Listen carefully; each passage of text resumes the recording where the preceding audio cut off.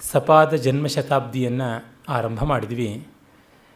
ಇವತ್ತು ಅವರ ಬಗೆಗಿನ ಒಂದು ಘಟನಾ ವಿಶೇಷಗಳ ಒಂದು ಲಿಪಿಕರ್ತನ ಕೆಲಸ ನಾನು ಮಾಡಿದ್ದೀನಿ. ಪುಸ್ತಕದ ಲೋಕಾರ್ಪಣೆ ಅಂದರೆ ಒಂದು ವಿಶಿಷ್ಟವಾದ ರೀತಿಯಲ್ಲಿರುತ್ತೆ.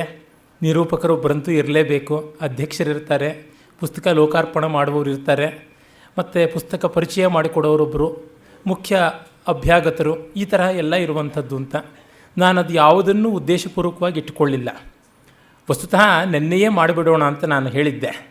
ಇಲ್ಲ, ಒಂದು ದಿವಸ ಅದಕ್ಕೆ ಇರಲಿ ಅಂತ ನಮ್ಮ ರಾಮು ಅವರೆಲ್ಲ ಅಪೇಕ್ಷೆ ಪಟ್ಟರು.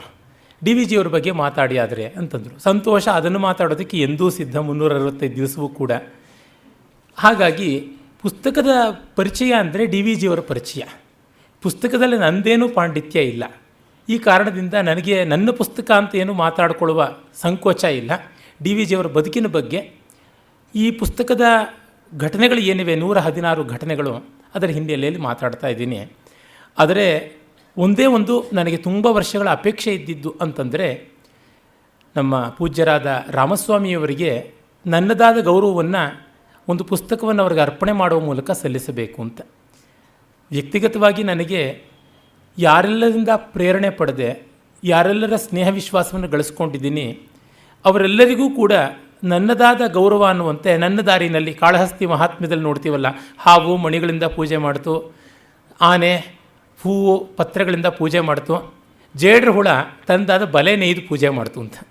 ಹಾಗೆ ನಂದು ಜೇಡ್ರ ಹುಳದ ಥರನೇ ಬಲೆ ನೇಯುವಂಥದ್ದು. ಎಲ್ಲ ಕಡೆ ಮೂಲೆ ಮೂಲೆಗೆ ಅದು ಅಲಂಕಾರ ಇಲ್ಲದೆ ಚೆಂದ ಕಾಣಿಸೋದಿಲ್ಲ, ಹಾಗಿರುತ್ತೆ. ಆ ರೀತಿಯಾಗಿ ಒಂದು ಹೊಸೆಯುವಂಥ ಕೆಲಸ ಪುಸ್ತಕ ರಚನೆ.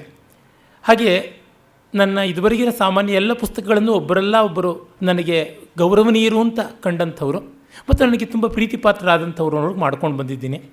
ನನಗೆ ಭಗವಂತ ಕೊಟ್ಟಿರುವ ಸ್ನೇಹ ವಿಶ್ವಾಸದ ಪರಿಧಿ ತುಂಬ ದೊಡ್ಡದು. ನಾನು ಪ್ರೇರಣೆ ಪಡೆದಂಥ ಮಹಾವ್ಯಕ್ತಿಗಳ ಸಂಖ್ಯೆಯೂ ದೊಡ್ಡದು. ಅವರಷ್ಟು ಜನಕ್ಕೂ ಅರ್ಪಣೆ ಮಾಡುವಷ್ಟು ಸಂಖ್ಯೆಯಲ್ಲಿ ಪುಸ್ತಕ ಬರೆಯೋ ಶಕ್ತಿ, ಅಷ್ಟು ಮಟ್ಟಿಗೆ ವ್ಯುತ್ಪತ್ತಿ ಕೂಡ ನನಗಿಲ್ಲ. ಹೀಗಾಗಿ ಅದರಿಂದ ನಾನು ಕರ್ತವ್ಯದಲ್ಲಿ ಸ್ವಲ್ಪ ಕೊರತೆ ಆಗಬಹುದು. ಡಾಕ್ಟರ್ ವಿ ರಾಘವನ್ ಅವರ ಬಗ್ಗೆ ಒಂದು ಪುಸ್ತಕಕ್ಕೆ ಅರ್ಪಣೆ ಮಾಡಿದೆ.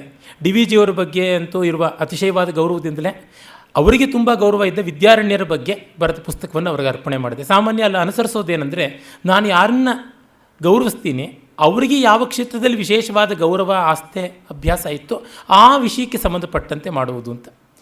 ಹಾಗಾಗಿ ರಾಮಸ್ವಾಮಿಯವರಿಗೆ ಯಾರಲ್ಲಿ ವಿಶೇಷವಾದ ಗೌರವ ಇದೆ, ಡಿ ವಿ ಜಿಯವ್ರ ಬಗ್ಗೆ ಇದೆ. ಡಿ ವಿ ಜಿಯವ್ರ ಬಗ್ಗೆ ನಾನು ಏನೊಂದು ಪುಸ್ತಕ ಬರೆದಿರಲಿಲ್ಲ. ಬರೆದರೆ ಅವರಿಗೆ ಅರ್ಪಣೆ ಮಾಡಬೇಕು ಅಂತ ಈಗೊಂದು 25 ವರ್ಷಗಳ ಕೆಳಗೆ ಯೋಚನೆ ಮಾಡಿಕೊಂಡಿದ್ದೆ. ಈ ಬ್ರಹ್ಮಪುರಿಯ ಭಿಕ್ಷುಕ 25 ವರ್ಷಗಳ ಕೆಳಗೆ ಮನಸ್ಸಿಗೆ ಬಂದಂಥ ಪುಸ್ತಕ ಈಗ ಅದು ಜನಕ್ಕೆ ತಲುಪುವಂತೆ ಆಗ್ತಾಯಿದೆ. ಹೀಗಾಗಿ ಅವರಿಗೆ ನನ್ನ ಗೌರವವಾಗಿ ಅದನ್ನು ಅರ್ಪಣೆ ಮಾಡುವಂಥದ್ದನ್ನು ಮಾತ್ರ ನಾನು ಈ ಹೊತ್ತು ಕಾರ್ಯಕ್ರಮವಾಗಿ ಇಟ್ಟುಕೊಂಡಿದ್ದು. ಮಿಕ್ಕಿದ್ದೆಲ್ಲ ಡಿ ವಿ ಜಿಯವರ ಬರಹ, ಈ ಪುಸ್ತಕದಲ್ಲಿ ಕಂಡಿರುವ ಬದುಕು ಹೇಗೆ ಹೊಂದಾಣಿಕೆಗೊಂಡಿದೆ ಅಂತ ತೋರ್ಪಡಿಸುವಂಥದ್ದೇ. ಯಾಕೆಂದರೆ ತುಂಬ ಜನರಲ್ಲಿ ಬರವಣಿಗೆಯೇ ಬೇರೆ, ಬದುಕೇ ಬೇರೆ ಇರುತ್ತೆ. ಡಿ ವಿ ಜಿಯವರಲ್ಲಿ, ಮಾಸ್ತಿಯವರಲ್ಲಿ, ಸೀತಾರಾಮಯ್ಯನವರಲ್ಲಿ, ಗೋವಿಂದ ಪೈಗಳಲ್ಲಿ, ಈ ತರಹ ಮಹಾನುಭಾವರು ಎಷ್ಟೋ ಜನರಲ್ಲಿ ಹಾಗಿರಲಿಲ್ಲ. ಅದನ್ನು ಸ್ಮರಿಸಿಕೊಳ್ತಕ್ಕಂಥದ್ದು ತುಂಬ ಪಾವನವಾದದ್ದು ಅಂತ. ಈ ಕಾರಣದಿಂದ ಇದೊಂದು ತುಂಬ ಅನೌಪಚಾರಿಕವಾದ ಸಮಾರಂಭವೂ ಅಲ್ಲ, ಒಂದು ಭಾಷಣ ಕಾರ್ಯಕ್ರಮ. ತದಂಗವಾಗಿ ಒಂದು ಲೋಕಾರ್ಪಣ ಅಂತ ಅನ್ನುವುದಷ್ಟೇ ಇರುವಂಥದ್ದು. ಮೊದಲಿಗೆ ರಾಮಸ್ವಾಮಿಯವ್ರನ್ನ ಅವರಿಗೆ ಅರ್ಪಣೆ ಮಾಡ್ತಾರಿಂದ ಪುಸ್ತಕದ ಗಂಟು ಬಿಡಿಸಬೇಕು ಅಂತ ಬೇಡ್ಕೋತೀನಿ.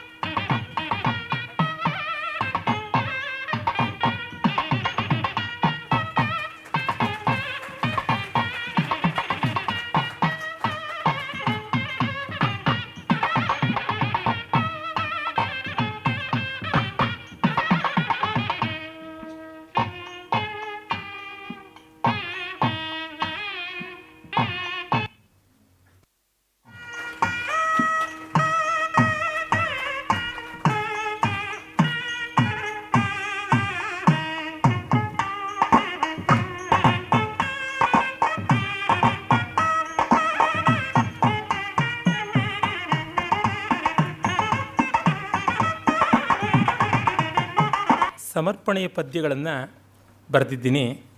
ಅದನ್ನು ನಿವೇದಿಸಿಬಿಡ್ತೀನಿ. ಇನ್ನು ರಾಮಸ್ವಾಮಿಯವರು ತಂಪಾಡಗೆ ತಾವಿರಬಹುದು. ಬ್ರಹ್ಮಪುರಿಯ ಭಿಕ್ಷುಕರಿಗೆ ಶಿವಸತ್ರ ನಿವಾಸಿಯಾಗಿ ಒದಗಿ ಬಂದ ಶ್ರೀ ಎಸ್ ಆರ್ ರಾಮಸ್ವಾಮಿಯವರಿಗೆ ಭಕ್ತಿಪೂರ್ವಕವಾಗಿ ಅರ್ಪಿತ. ಅವರಿಗೆ ಡಾಕ್ಟರೇಟ್ ಬಂದಿದೆ. ಆದರೆ ಈ ಡಾಕ್ಟರೇಟ್ ಅನ್ನೋ ಉಪಾಧಿಗಿಂತ ತುಂಬ ದೊಡ್ಡದಾದದ್ದು ಶ್ರೀ. ಆ ಕಾರಣದಿಂದ ಕೊನೆಗೆ ಇದನ್ನು ಈ ಪ್ರೂಫ್ ನೋಡೋ ಕಾಲಕ್ಕೆ ಡಾಕ್ಟರೇಟ್ ಬಂದಂಥ ವಾರ್ತೆ ಪೇಪರಿಂದ ಗೊತ್ತಾಯಿತು. ಆದರೂ ಶ್ರೀಕಾರವನ್ನೇ ಉಳಿಸಿದೆ. ಯಾಕೆಂದರೆ ಶ್ರೀಕಾರದಲ್ಲಿ ಎಲ್ಲ ಸೇರಿಕೊಳ್ಳುತ್ತೆ. ಈ ಪದ್ಯಗಳಲ್ಲಿ ಡಾಕ್ಟರೇಟ್ ಅನ್ನುವುದು ಅವರಿಗೆ ಅಲ್ಪವಾದ ಗೌರವ ಅಂತ ಭಾವಿಸಿ ಬಿಟ್ಟಿದ್ದೀನಿ. ದಯಮಾಡಿ ಮನ್ನಿಸಬೇಕು. ಅಂಟಿರದ ನಂಟು ಗುರಿಯಂ ಗಂಟಾಗಿಸಿಕೊಳ್ಳದಿರ್ಪ ನಿಸ್ತ್ರಿಂಶ ಪಥಂ ಒಂಟಿತನದ ವೈಕುಂಠಕ್ಕೊಂಟಿರೆ ಜಗದಳ್ತಿಸಂತೆ ನಿರ್ವಾಕ್ಷಪಥಂ. ನಮ್ಮ ರಾಮಸ್ವಾಮಿಯವರದು ಅಂಟಿರದ ನಂಟು ಬೇಕಾದಷ್ಟು ಜನರ ಜೊತೆಗಿದೆ. ಆದರೆ ಎಲ್ಲೂ ಅಂಟು ಗಮ್ ತರಹ ಅಂಟುಕೊಳ್ಳುವಂಥದ್ದಲ್ಲ. ಗುರಿಯಂ ಗಂಟಾಗಿಸಿಕೊಳ್ಳದಿರ್ಪ ನಿಸ್ತ್ರಿಂಶ ಪಥಂ. ಅವರಿಗೆ ದೊಡ್ಡ ಗುರಿ ಇದೆ, ಆದರೆ ಗುರಿಯನ್ನು ಗಂಟು ಗೋಜಲು ಮಾಡಿಕೊಳ್ಳದೇ ಇರತಕ್ಕಂತಹ ಕತ್ತಿಯ ತುದಿಯ ಹಾಗೆ ಇರುವಂಥ ನೇರವಾದ ನಿಶಿತವಾದ ಒಂದು ಮಾರ್ಗ ನಿಸ್ತ್ರಿಂಶ ಪಥ. ಒಂಟಿತನದ ವೈಕುಂಠಕ್ಕೆ ಒಂಟಿರೆ ಜಗದಳ್ತಿಸಂತೆ. ಅವರು ಸಂತೆಯಂಥ ಜಗತ್ತಿನಲ್ಲಿದ್ದರೂ ಒಂಟಿತನದ ವೈಕುಂಠದಲ್ಲಿ ಒಟ್ಟಿಗೆ ಬಾಳ್ತಾ ಇರ್ತಕ್ಕಂಥವ್ರು. ಡಿ ವಿ ಜಿಯವರ ಆದರ್ಶ ಅಂಥದ್ದು. ನಿರ್ವಾಕ್ ಶಪಥಂ, ಮಾತಿಲ್ಲದ ಶಪಥ. ಇಂತೆಸಗಬೇಕೆಂಬ ಹಠದ ಬಂಧನವಿಲ್ಲ. ನೆನ್ನೆ ಅವರ ಮಾತುಗಳನ್ನು ಕೇಳಿದ್ವಿ. ಪಂಥವಿದು ಕಡಿದೆಂಬ ಚಿಂತೆ ಇಲ್ಲ, ಅಂತರಂಗದೆ ಗುರುಪದವ ನಿರಿಸಿ ಸಂತಸಿಪೆ ವಾವು ಸಖರೆ ಅಂತ ದಾರಿಗರ ಹಾಡಿನಲ್ಲಿ ಡಿ ವಿ ಜಿಯವರು ಹೇಳಿದಂತೆ, ನುಡಿಗೆಟುಕದ ನಡೆ. ನನ್ನ ಮಾತಲ್ಲಂತೂ ಅವರ ನಡೆ ಎಟುಕೋದಿಲ್ಲ. ನಡೆದುಂ ಪಡಿಮಿಸದೆಯೇ ಪೆರ್ಮೆಗನ್ನಡಿಯೊಳೊಳ್ಪೆಸವಾ ಮಡಿ. ನುಡಿದಂತೆ ನಡೆಯುವಂಥದ್ದು, ನಮ್ಮ ಮಾತಿಗೆ ಸಿಗದೇ ಇರತಕ್ಕಂಥ ನಡೆ ಅದು. ಹಾಗೆ ನಡೆದರೂ ಕೂಡ ಹೆಮ್ಮೆ ಅನ್ನುವ ಕನ್ನಡಿನಲ್ಲಿ ಅವರೆಂದೂ ತಮ್ಮ ಪ್ರತಿಬಿಂಬವನ್ನು ಪ್ರತಿಫಲಿಸಿಕೊಳ್ಳದೇ ಇರತಕ್ಕಂಥವರು. ಬಿಡುವಾಗಿರೆ ಬೊಮ್ಮಂ ಕುಡಿಯನೆ ಬಾಳ್ದೇರ್ಗೆ ಸಮದನೇಂ ಕೃತಿಯನಿದಂ. ಜೀವನ ರಥಕ್ಕೆ, ಜಗಜ್ಜೀವನ ರಥಕ್ಕೆ ಒಂದು ಪತಾಕೆಯಂತೆ ಇರಬೇಕು ಅಂತ ಬ್ರಹ್ಮ ಪುರುಸೊತ್ತು ಮಾಡಿಕೊಂಡು ಇವರನ್ನು ಸೃಷ್ಟಿ ಮಾಡಿದನ ಅಂತಕ್ಕಂಥದ್ದು. ಪಗೆಯಿಲ್ಲದ ನಗೆಯಂ ನಿಮ್ಮಲ್ಲಿ ಕಂಡ ದಿನಮೇಂ ಸೊಗಮೋ. ರಾಮಸ್ವಾಮಿಯವರು ತುಂಬ ಚೆನ್ನಾಗಿ ನಗಬಲ್ಲರು. ಯಾರನ್ನೂ ನೋಡಿ ಅಲ್ಲ, ತಮ್ಮನ್ನೇ ನೋಡಿ ನಗಬಲ್ಲರು. ಆ ಪೊಗೆಯಿಲ್ಲದ, ಬೇರೊಬ್ಬರ ಬಗ್ಗೆ ಗೇಲಿಯೇ ಇಲ್ಲದ, ಪಗೆ ಇಲ್ಲದ, ವೈಮನಸ್ಸೇ ಇಲ್ಲದ ನಗೆಯಂ ನಿಮ್ಮಲ್ಲಿ ಕಂಡ ದಿನಮೇಂ ಸೊಗಮೋ. ಬಿಗಿವೇ ರಾಸರೆಯಿಂದಂ ಮಗಮಗಿಸುವ ಮಲರ್ದ ಮುಗುಳ ಮುಕ್ತಿಯ ಜಗಮೋ. ಅದು ಬೇರು ಗಟ್ಟಿಯಾಗಿರುವ ಗಿಡ ಬಿಟ್ಟ ಹೂವಿನ ಹಾಗೆ ಪ್ರಸನ್ನ ಮನೋಹರವಾದದ್ದು. ಕಣ್ಣಾದಿರಿ ಕೈಯಾದಿರಿ ಪಣ್ಣಾಗಿರೆ ದಿವಿಜ ತೇಜಂ ಅದನ್ನೊಲ್ದನಿಶಂ. ಕಣ್ಣಾದಿರಿ ಕೈಯಾದಿರಿ ಪಣ್ಣಾಗುತೆ ನೀಮ್ ಇದೀಗಳೆಮ್ಮಯ ಮತಿಗಂ. ಇವರು ದಿವಿಜ, ಡಿ ವಿ ಜಿ. ಅವರಿಗೆ ಕಣ್ಣಾದರೂ ಕೈಯಾದರು, ಹಣ್ಣಾದ ಡಿ ವಿ ಜಿಯವರಿಗೆ ಕಣ್ಣಾದರೂ ಕೈಯಾದರು. ಈಗ ನಮಗೂ ಕೂಡ ಹಣ್ಣಾಗಿದ್ದಾರೆ, ಕಣ್ಣಾಗಿದ್ದಾರೆ, ಕೈಯಾಗಿದ್ದಾರೆ. ವಿರಕ್ತ ರಾಷ್ಟ್ರಕಾದರ್ಶ ವ್ಯಪದೇಶಾಯಿತ ಕೃತಿಂ ರಾಮಸ್ವಾಮಿ ಮಹಾಭಾಗಂ ಒಂದೇ ವೈದುಷ್ಯ ಸಂಸ್ಕೃತಿಂ. ಮೊದಲು 4 ಕಂದ ಪದ್ಯಗಳು ಕನ್ನಡದಲ್ಲಾದ ಮೇಲೆ ಇನ್ನೊಂದು 3 ಸಂಸ್ಕೃತ ಪದ್ಯಗಳು. ಅದರೊಳಗೆ ಮೊದಲನೇದು ವಿರಕ್ತ ರಾಷ್ಟ್ರಕ ಡಿ ವಿ ಜಿಯವರು. ಆ ವಿರಕ್ತ ರಾಷ್ಟ್ರಕರ ಒಂದು ರೀತಿಯೇ ಇವರದು ಕೂಡ. ವೈದುಷ್ಯದ ಸಂಸ್ಕೃತಿ ಯಾವುದನ್ನು ಹಿರಿಯಣ್ಣನವರು ಬಹಳ ಸೊಗಸಾದಂಥ ರೀತಿಯಲ್ಲಿ ಒಂದು ಕಲ್ಚರಲ್ ಕನ್ಸರ್ವೇಟಿಸಮನ್ನು ಅವರು ಹೇಳ್ತಾರೆ. ಸೆಲೆಕ್ಟಿವ್ ಆದಂಥದ್ದು ಕ್ರಿಟಿಕಲ್ ಕನ್ಸರ್ವೇಟಿಸಮ್ ಅನ್ನುವ ಶಬ್ದನ ಹಿರಿಯಣ್ಣನವರು ಬಳಸ್ತಾರೆ. It is this critical conservatism that has reigned supreme in Indian culture ಅಂತ. ಆ ರೀತಿಯಾದದ್ದು ವೈದುಷ್ಯ ಸಂಸ್ಕೃತಿ. ಗೌಂಡ್ಯ ದರ್ಶನ ಗಾಂಡೀವನ್ ನ್ಯಸ್ತ ವಿದ್ವತ್ಕುಲಾಶುಗಂ ಅಕ್ಷಯ್ಯ ಸತ್ಕ್ರಿಯಾ ಲಕ್ಷ್ಯಂ ಭಾವಯೇ ಭಾವನಿರ್ಭರಂ. ಡಿ ವಿ ಜಿಯವರದು ಗೌಂಡ್ಯ ದರ್ಶನ. ಅದು ಬಹಳ ಸ್ವಾರಸ್ಯಕಾರಿಯಾದ ಒಂದು ಘಟನೆ ಕೂಡ ಇದೆ. ಒಮ್ಮೆ ನಮ್ಮ ಶಿವರಾಮ ಶಾಸ್ತ್ರಿಗಳು ಈ ಪುಸ್ತಕದಲ್ಲಿ ಬರೆದಿದ್ದೀನಿ ಇದನ್ನು ನನಗೆ ಹೇಳಿದಂಥವರು ತುಂಬ ನನಗೆ ಬಹಳ ಪ್ರಿಯರು ಪೂಜನೀಯರು ಆದಂಥ ಟಿ ಎನ್ ಪದ್ಮನಾಭನ್ನವರು. ಅವರಿಗೆ ಒಂದು ಪುಸ್ತಕ ಅರ್ಪಣೆ ಮಾಡೋದಕ್ಕೆ ಅಂತ ಅದಕ್ಕೆ ಸ್ಕೆಚ್ ಹಾಕಿಟ್ಟಿದ್ದೀನಿ. ರಾಮನ ಬಗ್ಗೆ ಬರೆಯುವಂಥ ಒಂದು ಪುಸ್ತಕ, ಆದಿಕವಿಯ ಅನಾದಿ ನಾಯಕ ಅಂತ. ಅದನ್ನು ಟಿ ಎನ್ ಪದ್ಮನಾಭನವರಿಗೆ ಅರ್ಪಣೆ ಮಾಡಬೇಕು, ಅವರ ಇಷ್ಟ ದೈವ ಅಂತ ಮುಡುಪಾಗಿಟ್ಟಿದ್ದೀನಿ. ಎಂದು ಪೂರ್ಣವಾಗುತ್ತೋ ಗೊತ್ತಿಲ್ಲ. ಅವರು ಹೇಳಿದಂಥ ಘಟನೆ ಅದನ್ನು ಎಚ್ ಕೆ ರಂಗನಾಥ್ ಅವರು ಕೂಡ ದಾಖಲೆ ಮಾಡಿದ್ದಾರೆ ನೆನೆದವರು ಮನದಲ್ಲಿ ಪುಸ್ತಕದಲ್ಲಿ. ನಮ್ಮ ಶಿವರಾಮ ಶಾಸ್ತ್ರಿಗಳು ಮೈಸೂರಿನ ಸಂಸ್ಕೃತ ವಿದ್ವಾಂಸರು ಒಮ್ಮೆ ಡಿ ವಿ ಜಿಯವರ ಹತ್ರ ಬಂದು ಶಾಕುಂತಲದ ಭರತವಾಕ್ಯದ ಬಗ್ಗೆ ಕೇಳಿದ್ರಂತೆ. ಮಮಾಪಿ ಚಕ್ಷಪಯಿತು ನೀಲಲೋಹಿತ ಪುನರ್ಭವಂ ಅನ್ನುವಲ್ಲಿ ನೀಲಲೋಹಿತ ಶಬ್ದದ ಅರ್ಥ. ಆಗ ಇವರು ವ್ಯಕ್ತಾವ್ಯಕ್ತವಾದದ್ದು, ಶಾಂತ ಘೋರ ಸ್ವಭಾವದ್ದು ಅಂತೆಲ್ಲ ವಿವರಣೆ ಕೊಟ್ಟರು. ಎಲ್ಲಿದೆ ಇದು, ಯಾವ ವ್ಯಾಖ್ಯಾನದಲ್ಲಿದೆ? ವೀರರಾಘವ ಭಟ್ಟನ ವ್ಯಾಖ್ಯಾನದಲ್ಲಿದೆಯಾ, ಕಾಟೈವೇಮನ ವ್ಯಾಖ್ಯಾನದಲ್ಲಿದೆಯಾ ಅಂತೆಲ್ಲ ಕೇಳಿದ್ರು. ಇವರು ಪಂಡಿತರಲ್ವಾ, ಕೇಳಿದ್ರು. ನೋಡಿ ಅವಲೋಕನ ಮಾಡೋನಾಗಿ ಪ್ರಾಚೀನ ವ್ಯಾಖ್ಯಾನಗಳಲ್ಲಿ ಇವೆ ಅಂತಂದರು. ಅವರು ಮತ್ತೆ ಮೈಸೂರಿಗೆ ಹೋಗಿ ಎಲ್ಲ ಜಾಲಾಡಿ ಬಂದು ಕಡೆಗೆ ಇನ್ನೊಮ್ಮೆ ಸಿಕ್ಕಿದಾಗ ಇಲ್ಲವಲ್ಲ ಅಂತಂದರು. ಅದು ಗೌಂಡ್ಯ ವ್ಯಾಖ್ಯಾನದಲ್ಲಿದೆ ಅಂತ ಹೇಳಿದ್ನಲ್ಲ ಅಂದೆ ಅಂತ. ಯಾವುದು ಗೌಂಡ್ಯ? ಇಲ್ಲವೇ ಇಲ್ವಲ್ಲ. ಗುಂಡಸ್ಯ ಇದಂ ಗೌಂಡ್ಯಂ, ಗುಂಡನ ವ್ಯಾಖ್ಯಾನ ಗೌಂಡ್ಯ ಅಂತ.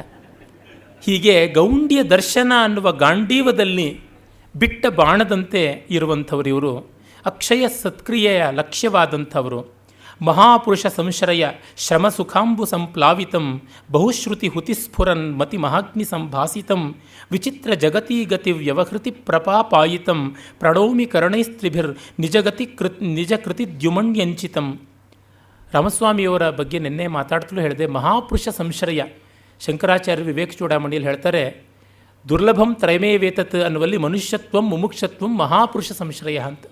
ದೊಡ್ಡವರ ಜೊತೆಗೆ ಬಾಳುವಂಥದ್ದು ಒಂದು ಮಹಾಯೋಗ ಅಂತ. ಅದು ತುಂಬ ಜನಕ್ಕೆ ಸಿಗೋಲ್ಲ. ಪುಸ್ತಕ ರೂಪದಲ್ಲಿ ಸಿಗುತ್ತೆ, ಅರೆ ರಕ್ತಮಾಂಸಗಳ ಸಾಹಚರ್ಯದ ರೂಪದಲ್ಲಿ ಸಿಗೋಲ್ಲ. ಇಂದು ನಮಗೆ ಒಂದು ಯೋಗದ ಮಹಾಪುರುಷ ಸಂಶ್ರಯ ಇದೆ. ವಯಸ್ಸಿನಿಂದ ವ್ಯಕ್ತಿತ್ವದಿಂದಲೂ ತುಂಬ ಹಿರಿಯರಾದಂಥ ಶ್ರೀಯುತ ಬೆಳಗೆರೆ ಕೃಷ್ಣಶಾಸ್ತ್ರಿಗಳು ಬಂದಿದ್ದಾರೆ. ಅವರು ಮರೆಯಲಾದೀತೆ ಇರ್ಬೋದು, ಮತ್ತು ಸಾಹಿತಿಗಳ ಸ್ಮರಣೆಯಲ್ಲಿ ಈ ಥರದ ಪುಸ್ತಕಗಳೆಲ್ಲ ಅಲ್ಲಿಯ ಘಟನೆಗಳನ್ನು ತೊಗೊಂಡಿದ್ದೀನಿ. ಅವರು ಡಿ ವಿ ಜಿಯವ್ರ ಬಗ್ಗೆ ಕೂಡ ಬರೆದಿದ್ದಾರೆ, ದೇವಡು ಅವ್ರ ಬಗ್ಗೆ ಬರೆದಿದ್ದಾರೆ. ಡಿ ವಿ ಜಿಯವ್ರನ್ನ ಒಮ್ಮೆ ಇವರು ಮನೆಗೆ ನೋಡೋಕ್ಕೆ ಹೋಗಿದ್ದಾಗ ಬೆಳಗೆರೆ ಕೃಷ್ಣಶಾಸ್ತ್ರಿಗಳು ಡಿ ವಿ ಜಿ 3 ಕಲ್ಲು ತೋರಿಸ್ಬಿಟ್ಟು, ಇದು ಚಿಕ್ಕಮಗಳೂರು ಹತ್ತಿರ ದೇವನೂರು ಇದೆಯಲ್ಲ, ಲಕ್ಷ್ಮೀಶನ ತವರೂರು, ಅಲ್ಲಿಂದ ತೊಗೊಂಡು ಬಂದಿದ್ದೀನಿ, ಲಕ್ಷ್ಮೀಶ ಸದಾ ನನ್ನ ಕಣ್ಣೆದುರಿಗೆ ಇರ್ತಾನೆ ಅಂತ ಹೇಳ್ಬಿಟ್ಟಂದ್ರಂತೆ. ಅವರೇ ಬರ್ಕೊಂಡಿದ್ದಾರೆ. ಮುದುವಳಲು ರನ್ನನ ಜನ್ಮಸ್ಥಾನ ಈಗಿನ ಜಮಖಂಡಿ ಹತ್ತಿರ ಇದೆ. ಅಲ್ಲಿಗೆ ಹೋಗಿದ್ದಾಗ ಡಿ ವಿ ಜಿ ಅಲ್ಲಿಯ ಮಣ್ಣನ್ನು ತಲೆ ಮೇಲೆ ಹಾಕ್ಕೊಂಡ್ರಂತೆ. ರನ್ನ ಅಂದರೆ ಅವ್ರಿಗಷ್ಟಿಷ್ಟ. ರನ್ನನ ಮಣ್ಣು ಲಕ್ಷ್ಮೀಶನ ಕಲ್ಲು. ಅಂದರೆ ಕನ್ನಡದ ಕಲ್ಲು ಮಣ್ಣು ಕೂಡ ತನಗೆ ಪಾವನ ಅಂತ ಭಾವಿಸಿಕೊಂಡು ಹಾಗೆ ಬದುಕಿದಂಥವರು. ಅಂಥ ಮಹಾಪುರುಷರು D V G, Masti, V C, Rallapalli Anantakrishna Sharma, ಮತ್ತು ಯಾದವರಾವ್ ಜೋಶಿಯವರು, ಇವರೆಲ್ಲರ ಬಗ್ಗೆ ಬರೆದಿದ್ದಾರೆ. ವೀರಕೇಸರಿ ಸೀತಾರಾಮ ಶಾಸ್ತ್ರಿಗಳು ಎಲ್ಲರ ಬಗ್ಗೆ ರಾಮಸ್ವಾಮಿಯವರು ಬರೆದಿದ್ದಾರೆ. ವಿ ಸಿ ಅವರಂತೂ ಇವರ ಒಂದು ಜೊತೆಗೂ ಅವರಿಗೂ ಇರ್ತಂಥ ಸ್ನೇಹ ಮತ್ತು ವಿನೋದದ ತಗಾದೆಗಳು ಅವೆಲ್ಲ ಬಹಳ ಸ್ಮರಣೀಯವಾದದ್ದು. ಅಂಥ ದೊಡ್ಡವರ ಜೊತೆಗೆ ಅಷ್ಟು ಸಲಿಗೆಯಿಂದ ಇರ್ಬೋದು. ಯಾವುದೋ ಒಮ್ಮೆ ಇವರು ತುಂಬ ನೈಘಂಟುಕವಾದ ಪದಪ್ರಯೋಗ ಮಾಡಿದ್ರಂತೆ. Now I have caught you on the lip ಅಂತ ಹೇಳ್ಬಿಟ್ಟಿದ್ದನವೇ ವಿ ಸಿ ಅವರು ಇವ್ರ ಜೊತೆಗೆ ಫೈಟ್ ಮಾಡಿದ್ರಂತೆ. ಈ ರೀತಿಯಾಗಿ ಆ ಸಾಹಿತಿಗಳ ಸ್ವಾರಸ್ಯ ಅದು ಬಹಳ ಮುಖ್ಯ. ಅದು ಮಹಾಪುರುಷ ಸಂಶ್ರಯ.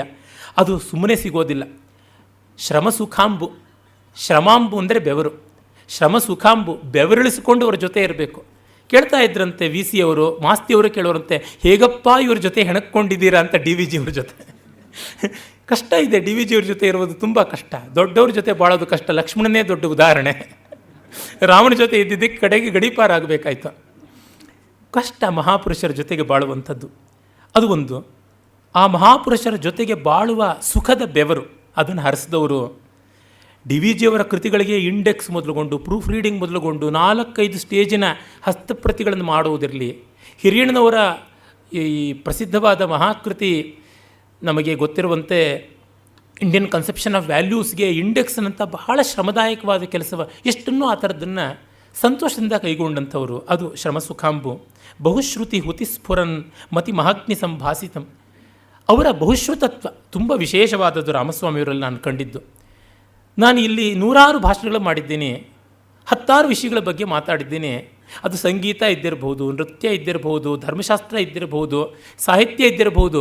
ಸ್ವಾಗತಕ್ಕೋ ವಂದನಾರ್ಪಣೆಗೋ ರಾಮಸ್ವಾಮಿಯವರು ಬಂದಾಗ ನಾನು ಇದುವರೆಗೂ ಅಲ್ಲಿ ಹೇಳದೇ ಇರತಕ್ಕಂಥ, ಎಷ್ಟೋ ಬಾರಿ ನನಗೆ ಗೊತ್ತಿಲ್ಲದೆ ಇರತಕ್ಕಂಥ ವಿಷಯಗಳನ್ನು ಜನಕ್ಕೆ ತಿಳಿಸಿರ್ತಾರೆ.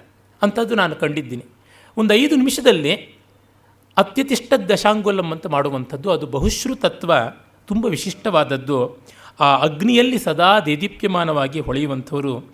ವಿಚಿತ್ರ ಜಗತೀ ಗತಿ ವ್ಯವಹೃತಿ ಪ್ರಪಾಪಾಯಿತಂ. ಈ ಜಗತ್ತಿನ ವಿಚಿತ್ರವಾದ ವ್ಯವಹಾರದಲ್ಲಿ ಈ ಸಂತಾಪದ ಮಧ್ಯೆ ಅರವಟ್ಟಿಗೆ ಥರ ಇರತಕ್ಕಂಥವರು.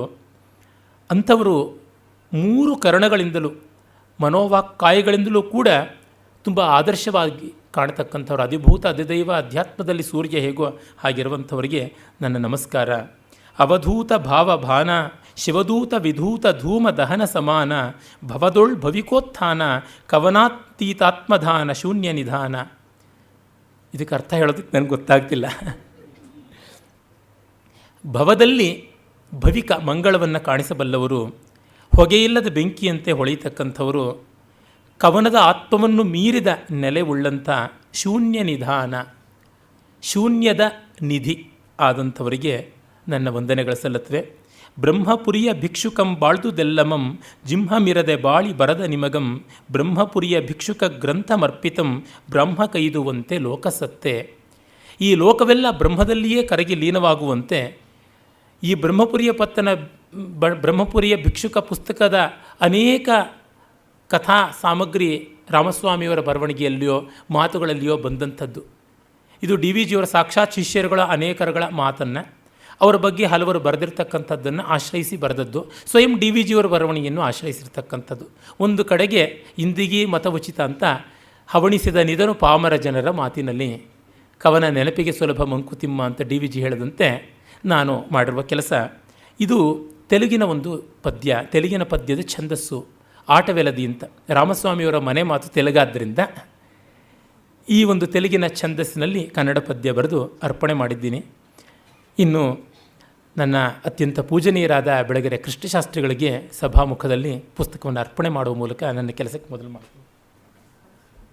ಈ ಪುಸ್ತಕವನ್ನು ರಚನೆ ಮಾಡುವ ಕಾಲದಲ್ಲಿ ಕೆಲವೊಂದು ಘಟನೆಗಳನ್ನು ಸಂಗ್ರಹ ಮಾಡಿಕೊಡುವಲ್ಲಿ ನನಗೆ ತುಂಬ ಸಹಾಯ ಮಾಡಿದಂಥ ಒಬ್ಬರು ಸ್ನೇಹಿತರಿಂದ ಬಂದಿಲ್ಲ. ಡಾಕ್ಟರ್ ಶಾಂತಾರಾಮ್ ಪ್ರಭುಗಳು ಅನೇಕ ಪತ್ರಿಕೆಗಳಲ್ಲಿ ಎಲ್ಲೆಲ್ಲೋ ಚೆಲ್ಲಾಪಿಲ್ಲಿಯಾಗಿದ್ದ ಎಷ್ಟೋ ಅಪ್ರಚುರವಾದ ವಿವರಗಳನ್ನೆಲ್ಲ ಅವರು ಪಾಪ ನನಗಾಗಿ ಸಂಗ್ರಹ ಮಾಡಿಕೊಟ್ರು. ಇನ್ನೊಬ್ಬ ಆ ರೀತಿ ಮಾಡಿದಂಥ ನನ್ನ ಬಹಳ ಕಾಲದ ಸ್ನೇಹಿತ ಡಿ ವಿ ಜಿಯವರ ತರವೇ ರಾಮಸ್ವಾಮಿಯವರ ತರವೇ ಅದೇ ದಾರಿಯಲ್ಲಿ ನಡೀತಾ ಇರ್ತಕ್ಕಂಥ ಸೂರ್ಯಪ್ರಕಾಶ ಇರಬೇಕು. ಸೂರ್ಯಪ್ರಕಾಶ ಹೊರಗಿದ್ದಾನ, ಬರಬೇಕು. ಮತ್ತು ಇದನ್ನು ಪ್ರಕಾಶನ ಮಾಡಿದವರು ಅನಿರೀಕ್ಷಿತವಾಗಿ ಒದಗಿ ಬಂದಂಥವರು. ಈ ಲೇಖನ ಮಾಲಿಕೆಯನ್ನು ಬರೀಬೇಕು ಅಂತ ಅಂದುಕೊಳ್ತಿದ್ದೆ. ಆಗ ವಿಜಯ ಕರ್ನಾಟಕದಲ್ಲಿದ್ದಂಥ ನನ್ನ ಗೆಳೆಯ ಪ್ರತಾಪ್ ಸಿಂಹ ಅವರು ಇದನ್ನು ಕೇಳಿಬಿಟ್ಟಿದ್ದು ಕೆಲವು ಅನೆಕ್ಡೋಟ್ಸನ್ನು ಈ 1.5 ವರ್ಷದ ಕೆಳಗೆ ಒಂದು ಅಂಕಣದಲ್ಲಿಯೇ ಬರೆದರು. ಆಗ ಬರೆದಾಗಲಿಂದ ನನ್ನ ಮತ್ತೆ ತುಂಬ ಜನ ಕೇಳ್ತಾಯಿದ್ರು, ಯಾವಾಗ ತರ್ತೀರಾ ಅಂತ. ಆ ಮೂಲಕ ಪರಿಚಿತವಾದವರು ಹುಬ್ಬಳ್ಳಿಯ ಸಾಹಿತ್ಯ ಪ್ರಕಾಶನದ ಶ್ರೀಯುತ ಸುಬ್ರಹ್ಮಣ್ಯ ಅವರು. ಸಾಹಿತ್ಯ ಪ್ರಕಾಶನ ಅಂದ ತಕ್ಷಣ ನಮಗೆ ಸಾಹಿತ್ಯ ಭಂಡಾರ ಇದರ ಒಂದು ಸಹೋದರ ಸಂಸ್ಥೆ, ಭೈರಪ್ಪನವರ ಲೇಖನಗಳು ಬರವಣಿಗೆಗಳು ಎಲ್ಲ ಅಚ್ಚಾದದ್ದು, ಮತ್ತು ಆ ಗೋವಿಂದರಾಯರ ಒಂದು ಪ್ರಕಾಶನದ ಶಿಸ್ತು ನಿಯಮ ಅವೆಲ್ಲ ಜ್ಞಾಪಕಕ್ಕೆ ಬರ್ತವೆ. ಸಾಹಿತ್ಯವನ್ನು ಜನಕ್ಕೆ ತುಂಬ ನೇರವಾಗಿ ಮುಟ್ಟಿಸಬೇಕು, ಲೈಬ್ರರಿಗಳಿಗೆ ತಳ್ಳಬಾರದು ಅನ್ನೋ ವ್ರತ ಇಟ್ಟುಕೊಂಡಂಥ ಸುಬ್ರಹ್ಮಣ್ಯ ಅವರಿಗೆ ನನ್ನ ವೈಯಕ್ತಿಕವಾದ ವಂದನೆಗಳನ್ನು ಈ ಪುಸ್ತಕದ ಒಂದು ಪ್ರತಿ ಕೊಡೋ ಮೂಲಕ ಸಲ್ಲಿಸ್ತಾ ಇದ್ದೀನಿ. ದಯಮಾಡಿ ಬರಬೇಕು.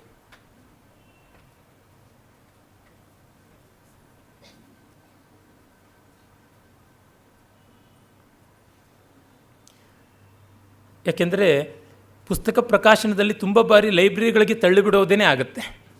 ನನ್ನದೇ ಎಷ್ಟೋ ಪುಸ್ತಕಗಳು ಹಂಗಾಗ್ಬಿಟ್ಟಿವೆ. ಆದರೆ ಇವರು ಜನಕ್ಕೆ ತಲುಪಿಸಬೇಕು ಅಂತ ಹಠ ಇಟ್ಟುಕೊಂಡು ದುಡಿತಾ ಇರೋದಾದ್ರಿಂದ ನನಗೆ ತುಂಬ ಮೆಚ್ಚುಗೆ ಆಯಿತು. ಇನ್ನು ನೇರವಾಗಿ ಕೃತಿಯ ಬಗ್ಗೆ ಅಲ್ಲ, ಕೃತಿ ವಿದ್ವಾನ್ ವಿಪಶ್ಚಿತ್ ದೋಷಜ್ಞ ಸಂಸುಧಿ ಕೋವಿದ ಕೃತಿ ಅಂತ ಅಮರಕೋಶದಲ್ಲಿ ಹೇಳ್ತಾರಲ್ಲ, ಡಿ ವಿ ಜಿಯವರ ಬಗ್ಗೆ ಮಾತಾರಂಭ ಮಾಡ್ತೀನಿ. ಎಲ್ಲರಿಗೆ ನಮಸ್ಕಾರ. ಡಿ ವಿ ಜಿಯವರು ಅವರನ್ನು ಮತ್ತೆ ಬ್ರಹ್ಮಪುರಿಯ ಭಿಕ್ಷುಕ, ಬ್ರಹ್ಮಪತ್ತನದ ಭಿಕ್ಷುಕ ಅಂತೆಲ್ಲ ಕರ್ಕೊಂಡಿದ್ದಾರೆ. ಜಗತ್ತು ಶಿವಪುರಿ, ಶಿವಸತ್ರ ಅಂತೆಲ್ಲ ಅವರ ರಾಮಕಥಾ ಮತ್ತು ಭಗವದ್ಗೀತಾ ಸಮನ್ವಯ ಅನ್ನುವ ಪದ್ಯ ಮಾಲಿಕೆಗಳಲ್ಲಿ ಒಂದು ಕಡೆ ಹೇಳ್ತಾರೆ, ಕಡೆಯಲ್ಲಿ ಡಿ ವಿ ಜಿ ಸಂಗೀತಕ್ಕೋಪಿ ಬ್ರಹ್ಮಪತ್ತನ ಭಿಕ್ಷುಕ ಚಕಾರೇದಂ ಸ್ವಮೋದಾರ್ಥಂ ಅನುಗೃಹಂತು ಸಜ್ಜನಾ ಅಂತ. ಡಿ ವಿ ಜಿ ಅಂತಕ್ಕಂಥ ಬ್ರಹ್ಮಪುರಿಯ ಭಿಕ್ಷುಕ. ಈ ಜಗತ್ತು ಬ್ರಹ್ಮಪುರಿ ಅಂತ. ಯಾತ್ರಿಕರು ನಾವು ದಿವ್ಯಕ್ಷೇತ್ರವೀ ಲೋಕ ಸತ್ರದಲ್ಲಿ ನೇಮದಿಂದಿರಲಿ ಕೆಡೆಯುಂಟು ರಾತ್ರಿ ಮೂರಾಯಿತು ತೆರಳೆನೆ ತೆರಳಿದೊಡೆ ಪಾರು ಪತ್ಯದವ ಮೆಚ್ಚುವನು ಮಂಕುತಿಮ್ಮ ಅಂತ ಯಾವ ಕಗ್ಗದ ಮಾತಿದೆ, ಅಲ್ಲಿಯೂ ಅದೇನೇ ಭಾವ. ಈ ಜಗತ್ತು ಒಂದು ತೀರ್ಥಕ್ಷೇತ್ರ, ಇದು ಪುಣ್ಯ ಭೂಮಿ, ಇದು ಹೊಲೆ ಪಾಪಕೂಪ ಅಲ್ಲ. ಸಾಕು ಮಾಡೋ ಜನ್ಮ ಸಾಕು ಮಾಡೋ, ಯಾಕೆ ಪುಟ್ಟಿಸಿದಿ ಎಲೆ ಜೀವ, ಈ ಥರ ಗೋಳಾಡಬಾರದು ಅನ್ನೋದನ್ನು ಅವರ ಬಾಳಿಗೊಂದು ನಂಬಿಕೆ ಇತ್ಯಾದಿ ಅನೇಕ ಕೃತಿಗಳಲ್ಲಿ ಕಾಣ್ತೀವಿ. ಜೀವನ ಅನ್ನುವುದು ಡಿ ವಿ ಜಿಯವರಿಗೆ ತುಂಬ ಪ್ರಿಯವಾದಂಥ ಶಬ್ದಗಳಲ್ಲಿ ಒಂದು. ಅವರಿಗೆ ರಾಷ್ಟ್ರಕ, ಜೀವನ, ಸೌಂದರ್ಯ, ರಸ, ಅಧ್ಯಾತ್ಮ, ಈ ಥರದ್ದು ಸ್ವಾತಂತ್ರ್ಯ, ಪ್ರಜಾಪ್ರಭುತ್ವ, ಈ ಥರದ್ದು ಎಷ್ಟೋ ಶಬ್ದಗಳು ತುಂಬ ಪ್ರಿಯವಾಗಿದ್ದವು. ಈ ಸಂದರ್ಭದಲ್ಲಿ ಡಿ ವಿ ಜಿಯವರ ಮತ್ತೊಬ್ಬ ಶಿಷ್ಯರು ಕೀರ್ತಿಶೇಷಕ ವೆಂಕಟರಮಣನವರು ಜ್ಞಾಪಕ ಆಗ್ತಾರೆ. ಅವರು ನನಗೆ ಒಮ್ಮೆ ಹೇಳಿದರು, ನಮ್ಮ ಚೀಫ್, ಅವರು ಡಿ ವಿ ಜಿಯವರು ಕರೀತಾ ಇದ್ದು ಚೀಫ್ ಅಂತ, ಯಜಮಾನರು ಅಂತ ಟಿ ಎನ್ ಪದ್ಮನಾಭನ್ ಅವರು ಕರೆಯೋರು, ರಾಮಸ್ವಾಮಿಯವರು ಯಜಮಾನರು ಅಂತ ಕರೀತಾ ಇದ್ರು ಅನ್ಸುತ್ತೆ. ಅನೇಕರಿಗೆ ಅವರು ಯಜಮಾನರು, ಚೀಫ್. ನಮ್ಮ ಚೀಫ್ನ ಮಧ್ಯರಾತ್ರ ಎಬ್ಬಿಸಿದ್ರು ಡೆಮಾಕ್ರಸಿ, ಅಧ್ಯಾತ್ಮ, ರಸ, ಸೌಂದರ್ಯ ಅಂದರೆ ಏನು ಅಂತ ಕರೆಕ್ಟಾಗಿ ಡೆಫಿನೇಷನ್ ಹೇಳಬಲ್ಲರು ಅಂತ. ಆ ಮಟ್ಟಕ್ಕೆ ಅವರಿಗೆ ಉಸಿರಾಟದಂತೆ ಇತ್ತು. ಹಾಗಾಗಿ ಜಗತ್ತನ್ನು ಅವರು ತುಂಬ ಗೌರವಿಸಿದರು. ನೋಡಿ, ಅದಕ್ಕೆ ಅವರ ಮೊದಲ ಲೇಖನ ಸಂಗ್ರಹ ಕೂಡ ಜೀವನ, ಸೌಂದರ್ಯ ಮತ್ತು ಸಾಹಿತ್ಯ ಅಂತ. ಆಮೇಲೆ ಭಗವದ್ಗೀತೆ ಬಗ್ಗೆ ಬರೆದಂಥ ವ್ಯಾಖ್ಯಾನವೂ ಕೂಡ ಜೀವನ ಧರ್ಮ ಯೋಗ ಅಂತ ಬರೆದಂಥದ್ದು. ಮತ್ತು ಅವರು ಪತ್ರಿಕೆಯಲ್ಲಿ ಕೂಡ ಕರ್ನಾಟಕ ಜನಜೀವನ ಮತ್ತು ಅರ್ಥಸಾಧಕ ಪತ್ರಿಕೆ ಅಂತಲೇ ಮಾಡಿದ್ದು. ಎಲ್ಲಿಯೂ ಆ ಜೀವನ ಕಾಣಿಸುತ್ತೆ. ಮಾಸ್ತಿಯವರು ಕೂಡ ಜೀವನ ಅಂತಲೇ ಒಂದು ಪತ್ರಿಕೆ ನಡೆಸಿದರು. ಕೆಲವರೆಲ್ಲ ಲೈಫ್ ಅಂತನ್ನುವಂಥದ್ದು ಎಷ್ಟು ಅದ್ಭುತವಾದ ಹೆಸರಿನ ಪತ್ರಿಕೆ ಅಂತ ಕೊಂಡಾಡಿದ್ದುಂಟು. ಅಂದರೆ ಬದುಕುವುದಕ್ಕಾಗಿದೆ, ಬೆಳಗುವುದಕ್ಕಾಗಿ ಇದೆ ಅಂತ. ಹಾಗಾಗಿ ಅವರು ಜಗತ್ತನ್ನು ತುಚ್ಛವಾಗಿ ಕಾಣಲಿಲ್ಲ. ಅದರಿಂದಲೇ ಅದನ್ನು ಬ್ರಹ್ಮಪುರಿ ಎಂದರು. ಬ್ರಹ್ಮಪುರಿ ಅಂತನ್ನುವಲ್ಲಿಯೇ ನಮಗೆ ಗೊತ್ತಾಗುತ್ತೆ, ಆ ಪುರ ಅದಕ್ಕೊಂದು ರೂಪ, ಆಕಾರ. ಅಲ್ಲಿ ಎಷ್ಟು ದಿವಸ ಇರ್ಬೋದು ಅಷ್ಟು ದಿವಸ ಇರ್ಬೋದು. ಸತ್ರದಲ್ಲಿ ನೇಮದಿಂದ ಇರಲಿಕ್ಕೆ ಎಡೆಯುಂಟು. ಈ ಜಗತ್ತು ತೀರ್ಥಕ್ಷೇತ್ರ ಆದರೆ ಧರ್ಮಛತ್ರ ಯಾವುದು? ನಮ್ಮ ದೇಹ. ನಾವು ಕೊಂಡು ಬಂದದ್ದಲ್ಲ, ನಾವು ಬಾಡಿಗೆ ಕೊಡೋದಲ್ಲ, ದೇಹಕ್ಕೆ ನಾವು ಯಾವುದು ಬಾಡಿಗೆ ಕೊಡೋದಿಲ್ಲ. ಆದರೆ ಈ ಛತ್ರವನ್ನು ಮೈಲಿಗೆ ಮಾಡದಂತೆ ನೋಡಿಕೊಳ್ಳಬೇಕು. ಸಿಗರೇಟಿನ ಹೊಗೆ ಹಾಕಿದ್ರೆ, ಹೆಂಡದ ಹುಳಿ ಹಾಕಿದ್ರೆ, ರಾಜಸ ತಾಮಸದ ಪರಮಾವಧಿ ಆಹಾರಗಳನ್ನು ಹಾಕಿದ್ರೆ ಛತ್ರ ಪೊಲ್ಯೂಟ್ ಆಗುತ್ತೆ. ಛತ್ರದಲ್ಲಿ ಡ್ರೈನೇಜ್ ಕಟ್ಕೊಳ್ಳುತ್ತೆ, ಟಾಯ್ಲೆಟ್ ಚೋಕಾಗುತ್ತೆ, ಗೋಡೆಗಳು ಮಾಸು ಹೋಗಿಬಿಡುತ್ತವೆ, ಗೋಡೆ ಜರಿದು ಬೀಳುತ್ತೆ, ಕಡೆಗೆ ಛತ್ರದಿಂದ ನಾವೇ ಆಚೆಗೆ ಬರಬೇಕಾದ ಪರಿಸ್ಥಿತಿ ಬೇಗ ಬಂದುಬಿಡುತ್ತೆ. ಹೀಗಾಗಿ ಸತ್ರದಲ್ಲಿ 3 ದಿನ ಇರಲಿಕ್ಕೆ ಎಡೆಯುಂಟು, ನೇಮದಲ್ಲಿ ಇರಲಿಕ್ಕೆ ಎಡೆಯುಂಟು. ರಾತ್ರಿ 3 ಆಯಿತು. 3 ರಾತ್ರಿ ಯಾವುದು? ಶೈಶವ, ಯೌವನ, ವಾರ್ಧಕ. ಎಳೆತನ, ಯೌವನ ಮತ್ತು ಮುದಿತನ ಎಲ್ಲರಿಗೂ ಸಾಮಾನ್ಯವಾಗಿ ಬರಬೇಕು ಅಂತ ಬಯಸುವಂಥ 3 ಹಂತಗಳು. ಆ 3 ಹಂತಗಳು ಆದಮೇಲಿಂದ ತೆರಳುತ್ತಾ ಇರಬೇಕು. ಅಂದರೆ ಅನಾಯಾಸೇನ ಮರಣಂ ವಿನಾ ದೈನ್ಯೇನ ಜೀವನಂ ಅಂತ ಅದನ್ನೂ ಅವರು ಕಗ್ಗದಲ್ಲಿ ಹೇಳ್ತಾರೆ, ಮುಗಿವೇ ಭಾಗ್ಯ ಅಂತ. ಆ ಥರ ತೆರಳಬೇಕು. ತೆರಳಿದ್ರೆ ಪಾರುಪತ್ಯದವ ಮೆಚ್ಚುತ್ತಾನೆ, ಪಾರುಪತ್ಯದವನು ಪರಮಾತ್ಮ, ಅವನು ಮೆಚ್ಚುತ್ತಾನೆ ಅಂತ. ಈ ಕಾರಣದಿಂದ ಅವರು ಬ್ರಹ್ಮಪುರಿ ಅಂತ ಕರೆದರು. ಮತ್ತು ಶಿವಭಿಕ್ಷು ಅಂತ ಕೂಡ ತಮ್ಮನ್ನು ಕರ್ಕೊಂಡಿದ್ದಾರೆ. ಶಿವಭಿಕ್ಷು ಅಂದರೆ ಅದೇನೆ. ಜ್ಞಾಪಕ ಶಾಲೆಯಲ್ಲಿ ಒಂದು ಕಡೆ ಬರ್ಕೋತಾರೆ, ನಾನು ದೊಡ್ಡ ಮಹಾನಗರದಲ್ಲಿ ಓಡಾಡ್ತಾ ಇರುವ ಭಿಕ್ಷುಕ, ನಾನು ಎಲ್ಲಿಯೂ ಕ್ರಮವಾಗಿ ಪಾಂಕ್ತವಾಗಿ ಅಭ್ಯಾಸ ಮಾಡಿದವನಲ್ಲ. ಒಬ್ಬರ ಮನೇಲಿ ಹೋಳಿಗೆ, ಇನ್ನೊಬ್ಬರ ಮೇಲೆ ಚಿರೋಟಿ, ಮತ್ತೊಬ್ಬರ ಮನೇಲಿ ಚಿತ್ರಾನ್ನ, ಇನ್ನೊಬ್ಬರ ಮೇಲೆ ತಂಗಳನ್ನು, ಈ ಥರದ್ದನ್ನು ಪಡ್ಕೊಂಡು ನಾನು ಬೆಳೆದವನು, ನನಗೆ ಯಾವ ದೊಡ್ಡ ಪಾಂಡಿತ್ಯ ಇಲ್ಲ ಅಂತಂತಾರೆ. ಈ ಭಿಕ್ಷುಕನಿಗೆ ಹಾಕಿದ್ದು ಯಾವುದು ಏನು ಎತ್ತ ಅಂತನ್ನುವ ಆಕ್ಷೇಪ ಮಾಡುವ ರೈಟ್ಸ್ ಇಲ್ಲ ಅಂತ. ಜೀವನ ಧರ್ಮಯೋಗದಲ್ಲಿ ಅವರು ಬರೀತಾರೆ, ಮಾಡಿದ್ದೆಲ್ಲ ಪೂಜೆ, ಪಡೆದದ್ದೆಲ್ಲ ಪ್ರಸಾದ ಅಂತ. ಇದು ಬದುಕಿನಲ್ಲಿರಬೇಕಾದ ಬೆಲೆ ಅಂತ. ಈ ಕಾರಣದಿಂದ ಅವರು ಭಿಕ್ಷುನೇ ಆಗ್ಬೋದು. ಆದರೆ ಭಿಕ್ಷುಕ ಯಾಕೆ ಅಂದರೆ, ಭಿಕ್ಷುಕ ಅನ್ನೋದ್ರೊಳಗೆ ಒಂದು ಆತ್ಮೀಯತೆ ಇದೆ. ಕಪ್ರತ್ಯಯ ಸ್ವಾರ್ಥೆ ಅಂತಂತೀವಿ, ಆತ್ಮೀಯತೆ ಉಂಟು ಅಂತ. ಇವರೆಲ್ಲರಿಗೂ ಆತ್ಮೀಯರಾದವರು. ಒಮ್ಮೆ ರಾಮಸ್ವಾಮಿಯವ್ರನ್ನೇ ನಾನು ಕೇಳಿದ್ದೆ, ಡಿ ವಿ ಜಿ ಅವರಿಗೆ ಎಲ್ಲರ ಹೆಸರು ಜ್ಞಾಪಕ ಇರ್ತಾ ಇತ್ತು, ಎಲ್ಲರ ಕುಲಗೋತ್ರಗಳು ತಿಳಿದಿರ್ತಾ ಇತ್ತು.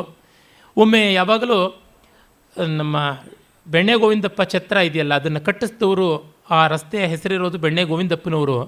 ಅವರ ಅಳಿಯಂದಿರು ಎನ್ ನರಸಿಂಹಮೂರ್ತಿಗಳು ಅಂತ ಡಿ ವಿ ಜಿಯವರು ತಮ್ಮ ಆತ್ಮಗುರು ಅಂತ ಕರ್ಕೊಂಡಿದ್ದಾರೆ.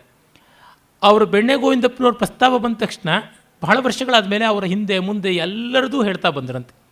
ಈ ಮಾತು ಅವರೊಬ್ಬರದೇ ಅಲ್ಲ, ಇನ್ನು ಅನೇಕರ ಬಗೆಗೆ ಆ ಥರದ್ದು ಹೇಗೆಲ್ಲ ಜ್ಞಾಪಕ ಇಟ್ಕೊಳ್ತಾ ಇದ್ರು. ನಮಗೆ ಎಷ್ಟೋ ಬಾರಿ ನೋಡಿರ್ತೀವಿ, ಬೆಬ್ಬೆಬ್ಬೆ ಅಂತಿರ್ತೀವಿ, ಯಾರು ಏನು ಅಂತ ಗೊತ್ತಾಗೋಲ್ಲ. ಅಂದರೆ ಅವ್ರು ಹೇಳಿದ್ರು, ಆತ್ಮಾಂಗೀಕಾರ ಇತ್ತು, ಎಲ್ಲರನ್ನೂ ತನ್ನವರು ಅಂತ ಪ್ರೀತಿಸಿದ್ರು, ಅದಕ್ಕೋಸ್ಕರವಾಗಿ ಅಂತ ಹೇಳಿಬಿಟ್ಟಿರು. ಆ ಪ್ರೀತಿ ಆ ಭಿಕ್ಷುಕ ಅನ್ನುವಂಥ ಸ್ವಾರಸ್ಯದಲ್ಲಿ ಕಾಣುವಂಥದ್ದು. ಮತ್ತು ಅವರಿಗೆ ಮೊದಲಿಗೆ ನಾನು ನಿವೇದಿಸಿದಂತೆ ಇಂತೆಸಗಬೇಕೆಂಬ ಹಠದ ಬಂಧನ ಇಲ್ಲ, ಹೀಗೇ ಮಾಡಬೇಕು ಅಂತ ಹಠದ ಬಂಧನ ಇಲ್ಲ, ಆದರೆ ಹೀಗೆ ಆಗಬೇಕು ಅನ್ನುವ ಅಚ್ಚುಕಟ್ಟು ಇತ್ತು. ಅವರಲ್ಲಿ ನಿರಂತರ ಗತಿಶೀಲತೆ ಇತ್ತು. ರಾಮಸ್ವಾಮಿಯವರು ಅವರ ದೀವಿಟಿಕೆಗಳಲ್ಲಿ ಬರೆದಿದ್ದಾರೆ. ಆ ವಿಷಯ ಇಲ್ಲಿ ಪ್ರಸ್ತಾವ ಮಾಡಿದ್ದೀನಿ. ಅವರು ಕನ್ನಡಕ ತಂಪಾಗಿರುತ್ತೆ ಅಂತ ರಾತ್ರಿ ಹೊತ್ತು ನೀರಲ್ಲಿ ಮುಳುಗಿಡ್ತಿರ್ತಾ ಇದ್ರಂತೆ. ಪರಿಷ್ಕಾರವಾಗಿ ಹಲ್ಲುಜ್ಜಬೇಕು ಅಂತ ಹೋಗಿ ಒಸಡಲ್ಲೇ ರಕ್ತ ಬರೋ ಥರ ಆಗ್ಬಿಡುತ್ತಂತೆ. ಮತ್ತು ಇನ್ನೊಮ್ಮೆ ಮೈಯೆಲ್ಲ ಚೆನ್ನಾಗಿ ತೊಳ್ಕೋಬೇಕು ಅಂತ ಕಾರ್ಬಾಲಿಕ್ ಸೋಪ್ ಬಳಸಿ ಮೈಯೆಲ್ಲ ಬೊಬ್ಬೆ ಬಂದ್ಬಿಡುತ್ತಂತೆ. ಕೆಲವೊಮ್ಮೆ ಪರಿಷ್ಕಾರವಾಗಿ ಬರೀಬೇಕು, ಜನಗಳಿಗೆ ಸುಷ್ಟು ಪ್ರಯೋಗಗಳು ಗೊತ್ತಾಗಬೇಕು ಅಂತ ಪ್ರೌಢವಾದ ಪದಗಳಿಂದ ಬರೆಯೋರಂತೆ. ಇಲ್ಲ ಜನರಿಗೆಲ್ಲ ತಿಳಿತಾ ಇರಬೇಕು, ಸುಬೋಧವಾಗಿರಬೇಕು, ಸರಳವಾಗಿರಬೇಕು ಅಂತ ಕೆಲವು ಸತಿ ಸರಳವಾದ ಭಾಷೆಯಲ್ಲಿ ಡಿಕ್ಟೇಷನ್ ಕೊಡೋರಂತೆ. ಮತ್ತು ಅಚ್ಚುಕಟ್ಟಾಗಿ ಮಾಡಬೇಕು, ಬಹಳ ನಿಧಾನಕ್ಕೆ ನಡೀಬೇಕು, ಚೆನ್ನಾಗಿ ಆಗಬೇಕು ಅಂತ ಹೇಳ್ಬಿಟ್ಟು ನಿಧಾನಕ್ಕೆ ಮಾಡಿಸೋರಂತೆ. ಇನ್ನೊಂದು ಸರ್ತಿ ಕೆಲಸ ನಡೀತಾ ಇರಬೇಕು, ಪ್ರಾಪರ್ಟಿ ಆ ಕೆಲಸ ಆ ಟೈಮ್ಗೆ ಆಗೋದೇ ವಿಶೇಷ, ಇನ್ಯಾವುದು ಅಲ್ಲ ಅಂತ ಹೇಳ್ಬಿಟ್ಟು ಆಗುವಂತ ಇದ್ರಂತೆ. ಹೀಗೆ ಇಷ್ಟು ವಿಲಕ್ಷಣ ಮಧುರವಾದಂಥ ವ್ಯಕ್ತಿತ್ವ ಆ ತರಹ ಇದ್ದದ್ದು. ಅಂದರೆ ಎಲ್ಲ ಕಡೆಯಲ್ಲಿಯೂ ಸಲ್ಲುವಂಥ ರೀತಿಯಲ್ಲಿ ನಡ್ಕೊಳ್ತಾ ಇದ್ದರು. ಇದೇ ಆಗಬೇಕು ಅದೇ ಆಗಬೇಕು ಅನ್ನೋ ಜಿದ್ದನ್ನು ಎಂದೂ ಇಟ್ಕೊಳ್ತಾ ಇರಲಿಲ್ಲ. ಆ ರೀತಿ ಇಂತೆಸಗಬೇಕೆಂಬ ಹಠದ ಬಂಧನವಿಲ್ಲದೇ ಇದ್ದರೂ ಒಂದು ಶಿಸ್ತು. ಅದು ಯಾವ ಶಿಸ್ತು? ಅಂತರಂಗದಿಂದ ಬಂದ ಶಿಸ್ತು. ಹೊರಗಿನ ಶ್ರುತಿಯನ್ನೇ ಅವಲಂಬಿಸಿ ಹಾಡೋವರೆಗೂ ಶ್ರುತಿ ಒಂದು ಬಾಧೆ. ಶ್ರುತಿ ನಮ್ಮದೇ ಆಗಿಬಿಟ್ಟಾಗ ಶ್ರುತಿ ಒಂದು ಆನಂದ. ಈ ರೀತಿಯಾದದ್ದು ಅವರ ಆತ್ಮಶ್ರುತಿಗೆ ಮೈಗೂಡಿಕೊಂಡು ಮಾಡಿದಂಥದ್ದು. ಅವರು ಹಾಗಾಗಿಯೇ ಸುಮಾರು 60 ವರ್ಷಗಳ ಪತ್ರಿಕೋದ್ಯಮದ ಬದುಕಿನಲ್ಲಿ ಸಾಧಿಸಿದ್ದು ಬಹಳ ದೊಡ್ಡದಾದರೂ ಅದರ ಬಗ್ಗೆ ಯಾವುದೂ ಅಭಿಮಾನ ಇಲ್ಲ. ಎಷ್ಟೋ ಪತ್ರಿಕೆಗಳು ಅವರೇ ಹುಟ್ಟಿಸಿದ್ದು ಹಾಗೇ ಸತ್ತು ಹೋಗ್ಬಿಟ್ವು.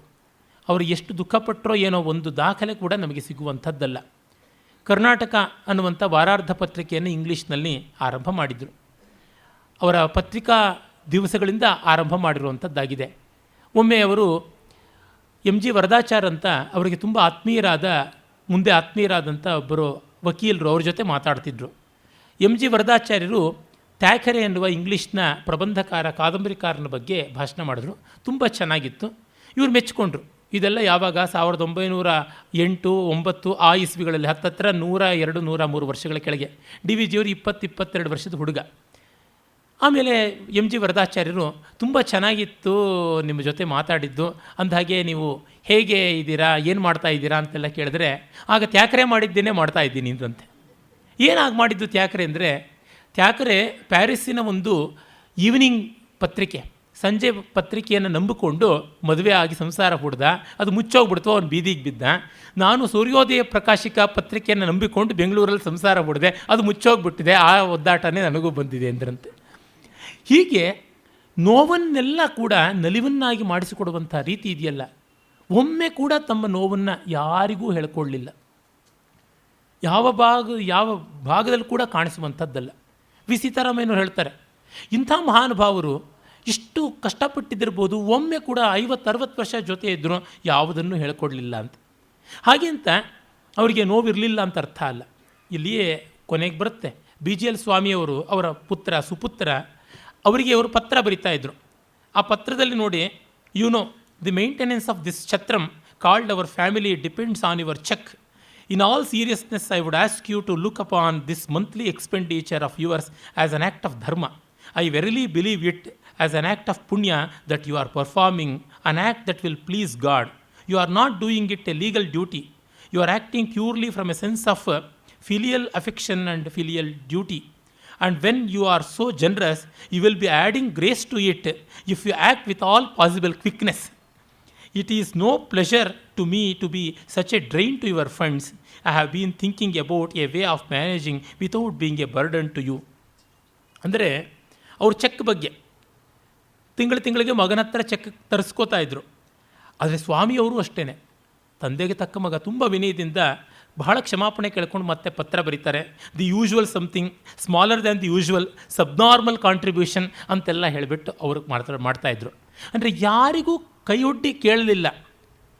ಯಾವ ಮಟ್ಟದ್ದು ಅವರ ಒಂದು ನಿಸ್ಪೃಹತೆ ಅಂತಂದರೆ, ER ಸೇತುರಾಮ್ ಅವರು ಪ್ರಜಾವಾಣಿಯ ಒಂದು ಪತ್ರಿಕೆ ಯಾವುದು ಉಂಟು, ಸುಧಾ, ಆ ಸುಧಾ ಪತ್ರಿಕೆ ಸಂಪಾದಕರಾಗಿದ್ದರು. ಇವರಿಗೆ 1968ರಲ್ಲಿ ದೊಡ್ಡ ಸಾರ್ವಜನಿಕ ಸನ್ಮಾನ ಮಾಡಿ ₹1,00,000 ಒಂದು ಕಾಣಿಕೆಯನ್ನು ಕೊಟ್ಟಾಗ, ಅದು ಗೋಖಲೆ ಸಂಸ್ಥೆಗೆ ಸೇರುತ್ತೆ ಅನ್ನೋದಿದ್ದರೆ ಮಾತ್ರ ನಾನು ಆ ಸಮಾರಂಭಕ್ಕೆ ಬರ್ತೀನಿ ಅಂತಂದರು. ಹಾಗೆ ಆಯಿತು ಸನ್ಮಾನ. MS ಸುಬ್ಬಲಕ್ಷ್ಮಿ ಮೊದಲಾದವರೆಲ್ಲ ಬಂದಿದ್ದರು, ದಿವ್ಯವಾದ ಕಚೇರಿ ಎಲ್ಲ ಆಯಿತು. ಇವರು ಕಾರಾದರೂ ತೊಗೋಬೇಕು ಅಂತಂದರು. ಎಲ್ಲಿವರೆಗೂ ಜಟಕಾ ಆಟೋ ನಮ್ಮ ಬೆಂಗಳೂರಲ್ಲಿರುತ್ತೋ ಅಲ್ಲಿವರೆಗೂ ನನಗೆ ಕಾರ್ ಬೇಡ ಅಂತಂದರು. ಆಮೇಲೆ ಅವರ ಮನೆಗೆ ಮರುದಿವಸ ಮನೆ ಹತ್ತಿರ ಒಂದು ಪೆಟ್ಟಿ ಅಂಗಡಿ ಮುಂದೆ ಸಿಗರೇಟ್ ಸೇತಾ ಸೇತುರಾಮ್ ಅವರು ಕೂತಿದ್ರಂತೆ. ಅವರೇ ಬರೆದಿದ್ದಾರೆ, ಇಲ್ಲಿ ಕೂಡ ಘಟನೆ ಹಾಕಿದ್ದೀನಿ. ಅವ್ರ ಮನೆಯಿಂದ ಒಂದು ಪತ್ರ ಬಂತಂತೆ. ಕೆಲಸದ ಆಳು, ಪ್ರಾಯಶಃ ಕರುಪಯ್ಯನೋ ಯಾರೋ ತೊಗೊಂಡು ಬಂದು ತೋರಿಸಿದ್ದು. ಸ್ವಲ್ಪ ಅರ್ಜೆಂಟಾಗಿ ಸಾಮಾನು ಎರವಲು ಬೇಕಿತ್ತು ಅಂತ, ಆಮೇಲೆ ದುಡ್ಡು ಕಳಿಸ್ಕೊಡ್ತೀನಿ ಅಂತ. ಮರುದಿವಸದ ದಿನಸಿ ಖರ್ಚಿಗೆ ಇತ್ತೋ ಇಲ್ವೋ ಡಿ ವಿ ಜಿಯವರಲ್ಲಿ ಹಿಂದಿನ ದಿವಸ ನಂದಲ್ಲ ಅಂತ 1,00,000 ರೂಪಾಯಿ ಕೊಟ್ಟಿದ್ದಾರೆ. 68ನೇ ಇಸ್ವಿನಲ್ಲಿ ಬೆಂಗಳೂರಲ್ಲಿ 1,00,000 ರೂಪಾಯಿಗೆ ಎಷ್ಟು ಸೈಟ್ಗಳು ಬರ್ತಾಯಿತ್ತು ಲೆಕ್ಕ ಹಾಕ್ಕೊಳ್ಳಿ. 60-40 ಸೈಟು ಆಗ ಸುಮಾರು 6,000 ರೂಪಾಯಿಗೆ ಬರ್ತಾಯಿತ್ತು. ಅಂದರೆ ಕನಿಷ್ಠ ಒಂದು 15 ಸೈಟ್ಗಳು ಬರ್ತಾಯಿತ್ತು. ಅಂದರೆ ಈ ಲೆಕ್ಕಗಳನ್ನು ನೋಡಿದ್ರೆ ಯಾವ ಮಟ್ಟಕ್ಕೆ ಅವರ ನಿಸ್ಪೃಹತೆ ಇತ್ತು ಅಂತ ಗೊತ್ತಾಗುತ್ತೆ. ಇಂಥದ್ದು ಅವರ ಪತ್ರಿಕೋದ್ಯಮದಲ್ಲಿ ಇಟ್ಟುಕೊಂಡಿದ್ದು. ಇಲ್ಲಿ ಒಂದು ಘಟನೆ ಬರುತ್ತೆ, ಅದು ಅನೇಕ ಕಡೆ ಕೂಡ ದಾಖಲೆಗೊಂಡಿದೆ. ರಾಮಸ್ವಾಮಿಯವರು ಕೂಡ ಬರೆದಿದ್ದಾರೆ, ಲಕ್ಷ್ಮಣ ಭಟ್ರು ಬರೆದಿದ್ದಾರೆ. ವಿಶ್ವೇಶ್ವರಯ್ಯನವರು ದಿವಾನರಾಗಿದ್ದ ಕಾಲದಲ್ಲಿ ಮೈಸೂರಿನ ದಸರಾ ಕಾರ್ಯಕ್ರಮಕ್ಕೆ ಎಲ್ಲ ಪತ್ರಕರ್ತರನ್ನು ಕರೆದಿದ್ದರು, ದಸರಾ ಕವರೇಜ್ಗೆ. ಇವರು ಹೋಗಿದ್ದಾರೆ. ಬಂದ ಮೇಲೆ ವಿಶ್ವೇಶ್ವರಯ್ಯನವರ ಆಫೀಸಿಂದ ಅವರ ಅಸಿಸ್ಟೆಂಟ್ ಹರಿಯಣ್ಣನವರು ಒಂದು ಚೆಕ್ ಕಳಿಸ್ಕೊಟ್ರು. ಇವರು ತಕ್ಷಣ ವಾಪಸ್ ಮಾಡಿದ್ರು, ಇದೇನಿದು ಅಂತ. ಆಗ ನೋಡಿ, ಎಲ್ರಿಗೂ ಕಳಿಸ್ಕೊಟ್ಟಿದೆ, ಎಲ್ಲ ಪತ್ರಿಕೆಯವ್ರಿಗೂ ಇನ್ನೂ ಜಾಸ್ತಿ ಕಳಿಸ್ಕೊಟ್ಟಿದ್ದೀವಿ, ಇಂಗ್ಲೀಷ್ ಪೇಪರ್ಗಳಿಗೆಲ್ಲ, ನೀವು ತೊಗೊಳ್ಳಿ ಅಂತ ವಿಶ್ವೇಶ್ವರಯ್ಯನವರು ಹೇಳಿದ್ರಂತೆ. ಇಲ್ಲ, ಈ ಥರದ ಕವರೇಜ್ಗೆ ಪತ್ರಿಕಾಕರ್ತ, ಪತ್ರಿಕೋದ್ಯಮಿ ತಾನೇ ತನ್ನ ಖರ್ಚು ಮಾಡ್ಕೊಂಡಿರಬೇಕು, ಅದಕ್ಕೆ ಇಟ್ಕೊಂಡಿರಬೇಕು. ಇಲ್ಲದೇ ಇದ್ದರೆ ನಿಮ್ಮ ಮೂಗಿನ ನೇರಕ್ಕೆ ಬರೆಯುವಂಥ ಸಂದರ್ಭ ಬಂದುಬಿಡುತ್ತೆ ಅಂತ. ಇವತ್ತು ನೋಡಿ, ಪತ್ರಿಕಾ ಪ್ರಪಂಚದಲ್ಲಿ ಒಂದು ಪದ್ಮಶ್ರೀಗೆ ನಾವು ಸರ್ದೇಸಾಯಿ ಬಗ್ಗೆ, ಬರ್ಕಾದತ್ ಬಗ್ಗೆ ಎಲ್ಲ ನೋಡಲೇಬೇಕಾಗಿಲ್ಲ, ಹೇಳ್ತಾನೇ ಇದ್ದೀವಿ, ಗೊತ್ತಾಗ್ತಾನೇ ಇದೆ. ಅಲ್ಲಿಂದ ಮೊದಲುಗೊಂಡು ನಮ್ಮ ನಾಡಿನ ಪತ್ರಕರ್ತರು ಕೂಡ ಒಂದು ರಾಜ್ಯೋತ್ಸವ ಮತ್ತು ಇನ್ಯಾವುದೋ ಒಂದು ಮತ್ತೊಂದು ಈ ಥರದ ಪ್ರಶಸ್ತಿಗಳಿಗೆ, ಇಲ್ಲ ಇನ್ಯಾವುದೋ ಒಂದು ಸವಲತ್ತುಗಳಿಗೆ ಅಂತ ಹೇಳಿಬಿಟ್ಟು ಒಂದು MLC ಆಗೋದು, ಮತ್ತೊಂದು ಮಾಡೋದು, ಇದಕ್ಕೋಸ್ಕರವಾಗಿ ತಮ್ಮ ನೈತಿಕತೆಯನ್ನು ಮಾರಿಕೊಂಡು ಹೋಗ್ಬಿಡ್ತಾ ಇದ್ದಾರಲ್ಲ. ಆ ಸಂದರ್ಭದಲ್ಲಿ ಡಿ ವಿ ಜಿಯವರಿಗೆ ಎಷ್ಟು ಮಹಾ ವಯಸ್ಸು ನೋಡಿದ್ರೆ 25 ಇಲ್ಲ, ಅಷ್ಟೊತ್ತಿಗೆ ಅವರಿಗೆ ಬಂದಿತ್ತು. ಇದು ತುಂಬ ದೊಡ್ಡ ದೃಷ್ಟಿ, ಪತ್ರಿಕೋದ್ಯಮವನ್ನೆಲ್ಲ ಆ ರೀತಿಯಾಗಿ ಇಟ್ಕೊಂಡಿದ್ದು. ಹಾಗಂತ ಪತ್ರಿಕೋದ್ಯಮದಿಂದ ಏನಾದರೂ ಪಡ್ಕೊಂಡ್ರ? ಅವರೇ ಜ್ಞಾಪಕ ಚಿತ್ರಶಾಲೆಯಲ್ಲಿ ಹಲವರು ಸಾರ್ವಜನಿಕರು ಸಂಪುಟದಲ್ಲಿ ಬರೀತಾರೆ. 6ನೇ ಸಂಪುಟದಲ್ಲಿ ಒಮ್ಮೆ ನಮ್ಮ ದೇಶಕ್ಕೆ ಸ್ವಾತಂತ್ರ್ಯ ಬಂದು ವಿಶ್ವಸಂಸ್ಥೆ ನಿರ್ಮಾಣ ಆದಮೇಲೆ ಇವ್ರಿಗೆ ಅನ್ನಿಸ್ತಂತೆ, ಈ ವಿಶ್ವಸಂಸ್ಥೆ UNO ಅಂತ ಆಗಿದೆ, ಅದರ ಧ್ಯೇಯೋದ್ದೇಶಗಳು, ಆಗು ಹೋಗುಗಳು, ಅದಕ್ಕೆ ನಾವು ಹೇಗೆ ಸ್ಪಂದಿಸಬೇಕು, ಅದರ ಬಗ್ಗೆ ಒಂದು ಪತ್ರಿಕೆಯನ್ನೇ ಹೊರಡಿಸೋಣ ಅಂತ ಇವ್ರಿಗೆ ಅನ್ನಿಸ್ತಂತೆ. ತತ್ಕ್ಷಣವೇ ರಾಜಾಜಿ ಅವರಿಗೆ ಅವರು ಬರೆದಂತೆ ಪತ್ರ. ರಾಜಾಜಿ 2 ಸಾಲಿನ ಪತ್ರ ಬರೆದಂತೆ ಒಂದು ಕಾರ್ಡ್ ಕಳಿಸಿದಂತೆ, ಬೇಡ ನೀನು ಈಗಾಗಲೇ ಸಾಕಷ್ಟು ಕೈ ಸುಟ್ಕೊಂಡಿದ್ದೀಯಾ ಅಂತ. ಡಿ ವಿ ಜಿಯವರು ಬರೀತಾರೆ, ಯಾವುದೋ ಸದ್ಬುದ್ಧಿಯಿಂದ ಅವರ ಮಾತನ್ನು ಆಚರಣೆಗೆ ತಂದಿದ್ದರಿಂದ ನಾನು ಈ ಹೊತ್ತು ಇದನ್ನು ಬರೆಯೋದಕ್ಕಾದರೂ ಬದುಕಿದ್ದೀನಿ ಅಂತ. ಇದು ಅವರು ಪತ್ರಿಕೋದ್ಯಮದಲ್ಲಿ ಪಡ್ಕೊಂಡಿದ್ದು. ಇಂಥ ಡಿ ವಿ ಜಿಯವರಿಗೆ ಪತ್ರಿಕೋದ್ಯಮದ ಎಲ್ಲ ಟ್ಯಾಕ್ಟಿಕ್ಸ್ ಗೊತ್ತಿರಲಿಲ್ಲ ಅಂತಲ್ಲ. ಒಮ್ಮೆ ಅವರು ರೈಟ್ ಆನರಬಲ್ ಶ್ರೀನಿವಾಸ ಶಾಸ್ತ್ರಿಗಳು, ವಿ ಎಸ್ ಶ್ರೀನಿವಾಸ ಶಾಸ್ತ್ರಿಗಳು ಮತ್ತು ನಟೇಶನ್ ಅಂತ ಹಿಂದೂ ಪತ್ರಿಕೆಯ ಒಂದು ಸಂಪಾದಕ ಮಂಡಳಿಯಲ್ಲಿದ್ದಂಥ ದೊಡ್ಡ ಪ್ರಸಿದ್ಧರಾದ ವ್ಯಕ್ತಿಗಳು, ಅವರೆಲ್ಲರ ಜೊತೆ ಇದ್ದಾಗ ನಟೇಶನ್ ಅವರು ಡಿ ವಿ ಜಿಗೆ ಹೇಳ್ಕೊಡ್ತಾ ಇದ್ದಂತೆ, ನಿಮ್ಮ ಪತ್ರಿಕೆಯನ್ನು ಹೇಗೆ ಗ್ಲಾಮರಸ್ ಮಾಡಬೇಕು, ಹೇಗೆ ಅಡ್ವರ್ಟೈಸ್ಮೆಂಟ್ ಹಾಕಬೇಕು, ಯಾವ ಪಾಯಿಂಟಲ್ಲಿ ಪ್ರಿಂಟ್ ಮಾಡಬೇಕು, ಎಲ್ಲೆಲ್ಲನೂ ಈ ಥರ ಬ್ಲೋಪ್ಸನ್ನೆಲ್ಲ ಮಾಡಿಸಿ ಇಟ್ಟರೆ ಸ್ಟೇಷನ್ಗಳಲ್ಲಿ, ರೈಲ್ವೆ ಸ್ಟೇಷನ್ನು ಇತ್ಯಾದಿಗಳಲ್ಲಿ ಯಾವ ಥರ ಅದಕ್ಕೆ ಶೋಭೆ ಬರುತ್ತೆ, ಜನಾದರಣೆ ಬರುತ್ತೆ ಅಂತೆಲ್ಲ. ಇವರು ಸುಮ್ಮನೆ ಇದ್ದರಂತೆ. ಆಗ ಶ್ರೀನಿವಾಸ ಶಾಸ್ತ್ರಿಗಳು ಹೇಳಂತೆ, ಡೇ ನಟೇಶನ್ ಏನ್ ಅವನಕ್ಕೆ ಸೊಲ್ರೆ, ಯಾತಕ್ಕೆ ಅವನಿಗೆ ಹೇಳ್ತೀಯಾ, he thinks profit is sin in profession, ಲಾಭನೇ ಪಾಪ ಅಂತ ಭಾವಿಸ್ಕೊಂಡಂಥವ್ರು, ಹೇಳಬೇಡ ಅಂತ. ಇಂಥ D V G servants of India ಸೊಸೈಟಿಗೆ ಇವರು ನಾಯಕತ್ವ ವಹಿಸಿ ಶ್ರೀನಿವಾಸ ಶಾಸ್ತ್ರಿಗಳು ಪತ್ರಿಕೆ ಹೊರಡಿಸ್ತಾ ಇದ್ದರೆ, ಸರ್ವೆಂಟ್ಸ್ ಆಫ್ ಸೊಸೈಟಿಯ ಮುಖವಾಣಿ ಪತ್ರಿಕೆ, ಅದನ್ನು ಹೇಗೆ ಆಕರ್ಷಕ ಮಾಡೋದು, ಅದಕ್ಕೆ ಅಡ್ವರ್ಟೈಸ್ಮೆಂಟ್ ತರೋದು ಹೇಗೆ ಅಂತ ಇವರು ಇಷ್ಟುದಕ್ಕೆ ಆಗದ ಬರ್ತಂತೆ ಡಿ ವಿ ಜಿ. ಆಗ ಶ್ರೀನಿವಾಸ ಶಾಸ್ತ್ರಿಗಳು ಆಗ ಇವರ ಆಚರಣೆಗೆ ತರೋದಿಲ್ಲ, ಈ ಥರದ್ದೆಲ್ಲ ಜಾಣ್ಬೇನ ಅಂತ ಬೈದವರು. ಅವರೇನಂದ್ರಂತೆ ಅಂದರೆ, ನೋಡು ಇದೆಲ್ಲ ನಮ್ಮ ಕೆಲಸ ಅಲ್ಲ, if people don't read they become still more fools, ಅಷ್ಟೇ ನಮ್ಮ ಕೆಲಸ ನಾವೇನಿದೆ ಅದನ್ನು ಮಾಡಬೇಕು ಅಂತ. ಅಂದರೆ ಪ್ರತಿಯೊಬ್ಬರಿಗೂ ಗೊತ್ತು ಲಾಭ ಹೇಗೆ ಮಾಡಬೇಕು ಅಂತ ಗೊತ್ತು, ನಷ್ಟ ಹೇಗಾಗುತ್ತೆ ಅನ್ನೋದು ಗೊತ್ತು. ಆದರೂ ಕೂಡ ನಷ್ಟಕ್ಕೆ ಅಂಟುಕೊಳ್ತೀವಿ. ಯಾಕೆ ಅಂದರೆ ಅದು ಒಂದು ಧರ್ಮ, ಒಂದು ದೀಕ್ಷೆ, ಒಂದು ದೃಷ್ಟಿ ಅಂತ. ಭಗವದ್ಗೀತೆಯ ಸಂದೇಶ ಅಂದರೆ ಇದೇನೆ, ಯುದ್ಧದಲ್ಲಿ ನಾನು ಸಾಯಬಹುದು, ಆದರೂ ಯುದ್ಧ ಮಾಡಬೇಕು. ಹತೋವಾ ಪ್ರಾಪ್ಸಿಸಿ ಸ್ವರ್ಗಂ, ಸ್ವರ್ಗ ಇದೆಯೋ ಇಲ್ವೋ ಯಾರಿಗೂ ಗೊತ್ತು. ಆದರೂ ಕೂಡ ಹೋರು ಧೀರತೆಯಿಂದ, ಹೋರು ಉದಾತ್ತತೆಯಿಂದ ಅಂತ ಕಗ್ಗದಲ್ಲಿ ಡಿ ವಿ ಜಿ ಏನು ಹೇಳಿದ್ರು, ಅದರ ಆಚರಣೆಯನ್ನು ಅಕ್ಷರಶಃ ಬದುಕಿನಲ್ಲಿ ಮಾಡಿದರು. ಯಾಕೆ ಮಾತು ಹೇಳ್ತಾ ಇದ್ದೀನಿ ಅಂದರೆ, ತುಂಬ ಜನ ಕಗ್ಗದ ಬಗ್ಗೆ ಮಾತಾಡುವಾಗ ಒಂದು ಅಪಸ್ವರ ಎತ್ತೋದುಂಟು. ಅದು ವಿಶೇಷವಾಗಿ ನವ್ಯ ಸಾಹಿತಿಗಳು, ನವ್ಯ ವಿಮರ್ಶಕರು. ಕಗ್ಗ ಅನುಭವದಿಂದ ಬಂದದ್ದಲ್ಲ ಅಂತ. ಕಗ್ಗವೇ ಅನುಭವದಿಂದ ಬರದೇ ಇದ್ದರೆ ಕನ್ನಡ ಸಾಹಿತ್ಯದ ಯಾವ ಕೃತಿ ಅನುಭವದಿಂದ ಬಂತೋ ನನಗಂತೂ ಗೊತ್ತಿಲ್ಲ, ನನಗಂತೂ ಗೊತ್ತಾಗೋಲ್ಲ. ದಟ್ಟವಾದ ಅನುಭವದಿಂದಲೇ ಬಂದದ್ದು ಅನ್ನುವಂಥದ್ದು ಮತ್ತೆ ಮತ್ತೆ ನಮಗೆ ಗೊತ್ತಾಗುವಂಥದ್ದು. ಮೋಹನಾನಂದ ಭೈರವಿ ಶಾಹನ ಕುರಂಜಿ ಅಂತ ಆ ಸಂಗೀತಗಳ ರಾಗಗಳ ಬಗ್ಗೆ ಹೇಳ್ತಾ, ಗಾಹಿಸು ಅದರೊಳಗೆ ರಾಗಾಬ್ಧಿಯೋ ಬ್ರಹ್ಮ ಮಂಕುತಿಮ್ಮ ಅಂತ ಹೇಳ್ಬಿಟ್ಟಂತಾರೆ. ಸಂಗೀತದ ಪರಿಚಯ ಅವ್ರಿಗೆ ಎಷ್ಟು ಚೆನ್ನಾಗಿತ್ತು. ಎಮ್ ಎಸ್ ಸುಬ್ಬಲಕ್ಷ್ಮಿ ಅಂತವರು ಬೆಂಗಳೂರಿಗೆ ಬಂದಾಗ ಇವ್ರನ್ನ ಕಂಡಾಗ ಹಾಡಿಗೆ ಹೋಗ್ತಾಯಿದ್ರು. ತೀರಾ ಈಚಿನ ಸಂದರ್ಭ. ಡಿ ವಿ ಜಿಯವರು ತೀರ್ಕೊಂಡು ಎಷ್ಟೋ ವರ್ಷ ಆದಮೇಲೆ, ಈಗ ಒಂದು 10 ವರ್ಷದ ಕೆಳಗೋ ಏನೋ ಇರಬೇಕು, ಶೇಷನ್ ಅವರು ಎಲೆಕ್ಷನ್ ಕಮಿಷನರ್ ಆಗಿದ್ದಾಗ ಇಲ್ಲಿಗೆ ಆಹೂತರಾಗಿದ್ದರು. ಒಂದು endowment price, endowment lecture Sathasivam ಅವರು ಇಟ್ಟಿದ್ದು. ಆಗ ಎಮ್ ಎಸ್ ಸುಬ್ಬಲಕ್ಷ್ಮಿಯವರು ಬಂದಿದ್ದರು. ಆಗ ಈ ಸಭಾಂಗಣ ಇಷ್ಟೆಲ್ಲ ಸುಸಜ್ಜಿತವಾಗಿರಲಿಲ್ಲ. ಆ ಸಂದರ್ಭದಲ್ಲಿ ಜನರ ಅಪೇಕ್ಷೆ ಮೇರೆಗೆ ಈ ಮೂಲೆಯಲ್ಲಿ ಕೂತ್ಕೊಂಡು ಎಮ್ ಎಸ್ ಸುಬ್ಬಲಕ್ಷ್ಮಿಯವರು ಕೈನಲ್ಲಿ ಶ್ರುತಿ ಪೆಟ್ಟಿಗೆ ಇಟ್ಕೊಂಡು ಹಾಡಿ ಹೋಗಿದ್ದರು. ಭಾರತ ರತ್ನ ಪಡ್ಕೊಂಡಂಥ ಮಹಾಮಹಿಳೆ, ಅಂಥ ದೊಡ್ಡ ವ್ಯಕ್ತಿ ಈ ಸಂಸ್ಥೆಯಲ್ಲಿ ಒಂದು ಮೂಲೆಯಲ್ಲಿ ಕೂತ್ಕೊಂಡಿದ್ದನು, ಒಂದು ಶ್ರುತಿ ಪೆಟ್ಟಿಗೆ ಇಟ್ಕೊಂಡು ಆ ತುದಿನಲ್ಲಿ ನೆಲದ ಮೇಲೆ ಕೂತ್ಕೊಂಡು ಹಾಡಿ ಹೋಗಬಲ್ಲರು, ಸಂತೋಷ ಪಡಬಲ್ಲರು. ಅವರು ಒಂದು ವಿಶಿಷ್ಟವಾದ ಜಯಚಾಮರಾಜ ಒಡೆಯರಿಗೆ ಟ್ರಿಬ್ಯೂಟ್ ಸಲ್ಲಿಸುವ ಸಂದರ್ಭದಲ್ಲಿ ಯದುವಂಶ ತಿಲಕನ ವೇಷವಿದೇನೆ ಅಂತನ್ನುವಂಥ ಎರಕಲ್ ಕಾಂಬೋಜಿ ರಾಗದ ಕೃತಿಯನ್ನು ಅಂತಃಪುರ ಗೀತೆಯಿಂದ ಆರಿಸಿದ್ದನ್ನು ಸ್ಪೆಷಲ್ಲಾಗಿ ಹಾಡಿದರು. ಇದು ಮೈಸೂರಿಗೆ, ಕನ್ನಡಕ್ಕೆ, ಮಹಾರಾಜರಿಗೆ ಎಲ್ಲ ಸಲ್ಲಿಸುವ ಒಂದು ಗೌರವ ನನ್ನ ಪರವಾಗಿ ಅಂತ ಅಂದ್ಬಿಟ್ಟು. ಆ ಥರದ ಆತ್ಮೀಯತೆ, ಗೌರವ ತುಂಬ ಇತ್ತು. ಅಂಥ ಎಷ್ಟೋ ಜನ ಸಂಗೀತಗಾರರು, ವಾಸುದೇವಾಚಾರ್ಯರಂತೂ ಪರಮ ಆತ್ಮೀಯರಾಗಿದ್ದರು. ಚೆನ್ನಕೇಶವನವರು ಯಥೇಷ್ಟವಾಗಿ, ಅವ್ರ ಜೊತೆ ವಿನೋದವೂ ಬೇಕಾದಂತೆ ಇತ್ತು. ನೋಡಿ, ಅವ್ರಿಗೆಷ್ಟು ರಾಗ ತಾಳಗಳ ತಿಳುವಳಿಕೆ ಇತ್ತು. ಅಂತಃಪುರ ಗೀತದ ರಾಗಗಳನ್ನು ಬದಲಾಯಿಸಬಾರ್ದು ಅಂತ ಹೇಳ್ತಾಯಿದ್ರು.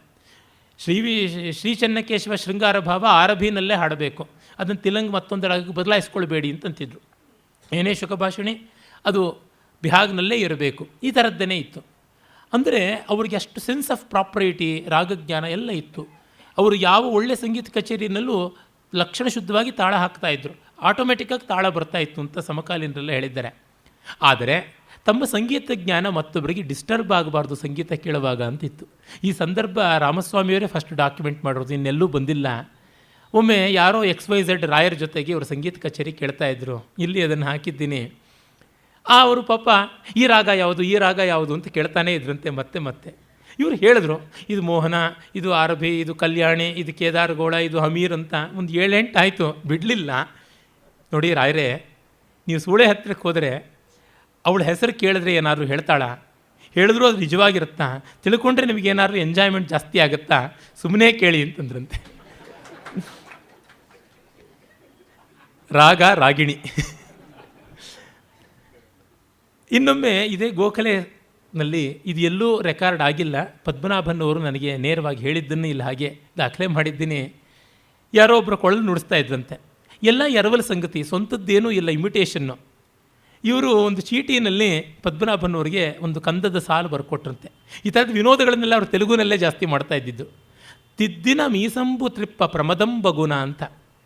ಬಣ್ಣದಲ್ಲಿ ಬರ್ಕೊಂಡಿರೋ ಮೀಸೆನ ಎಷ್ಟು ಹುರಿ ಮಾಡಿದ್ರು ಏನು ಸಂತೋಷ ಆಗುತ್ತಾ ಅಂತ. ಮುಖದ ಮೇಲೆ ಮೀಸೆ ಬೆಳೆದಿರಬೇಕು, ಚೆನ್ನಾಗಿ ಹೃಷ್ಟವಾಗಿ ಬೆಳೆದಿರಬೇಕು ಗಿರಿಜಾ ಮೀಸೆಗಳು, ಹಾಗಿದ್ರೆ ಚೆನ್ನ.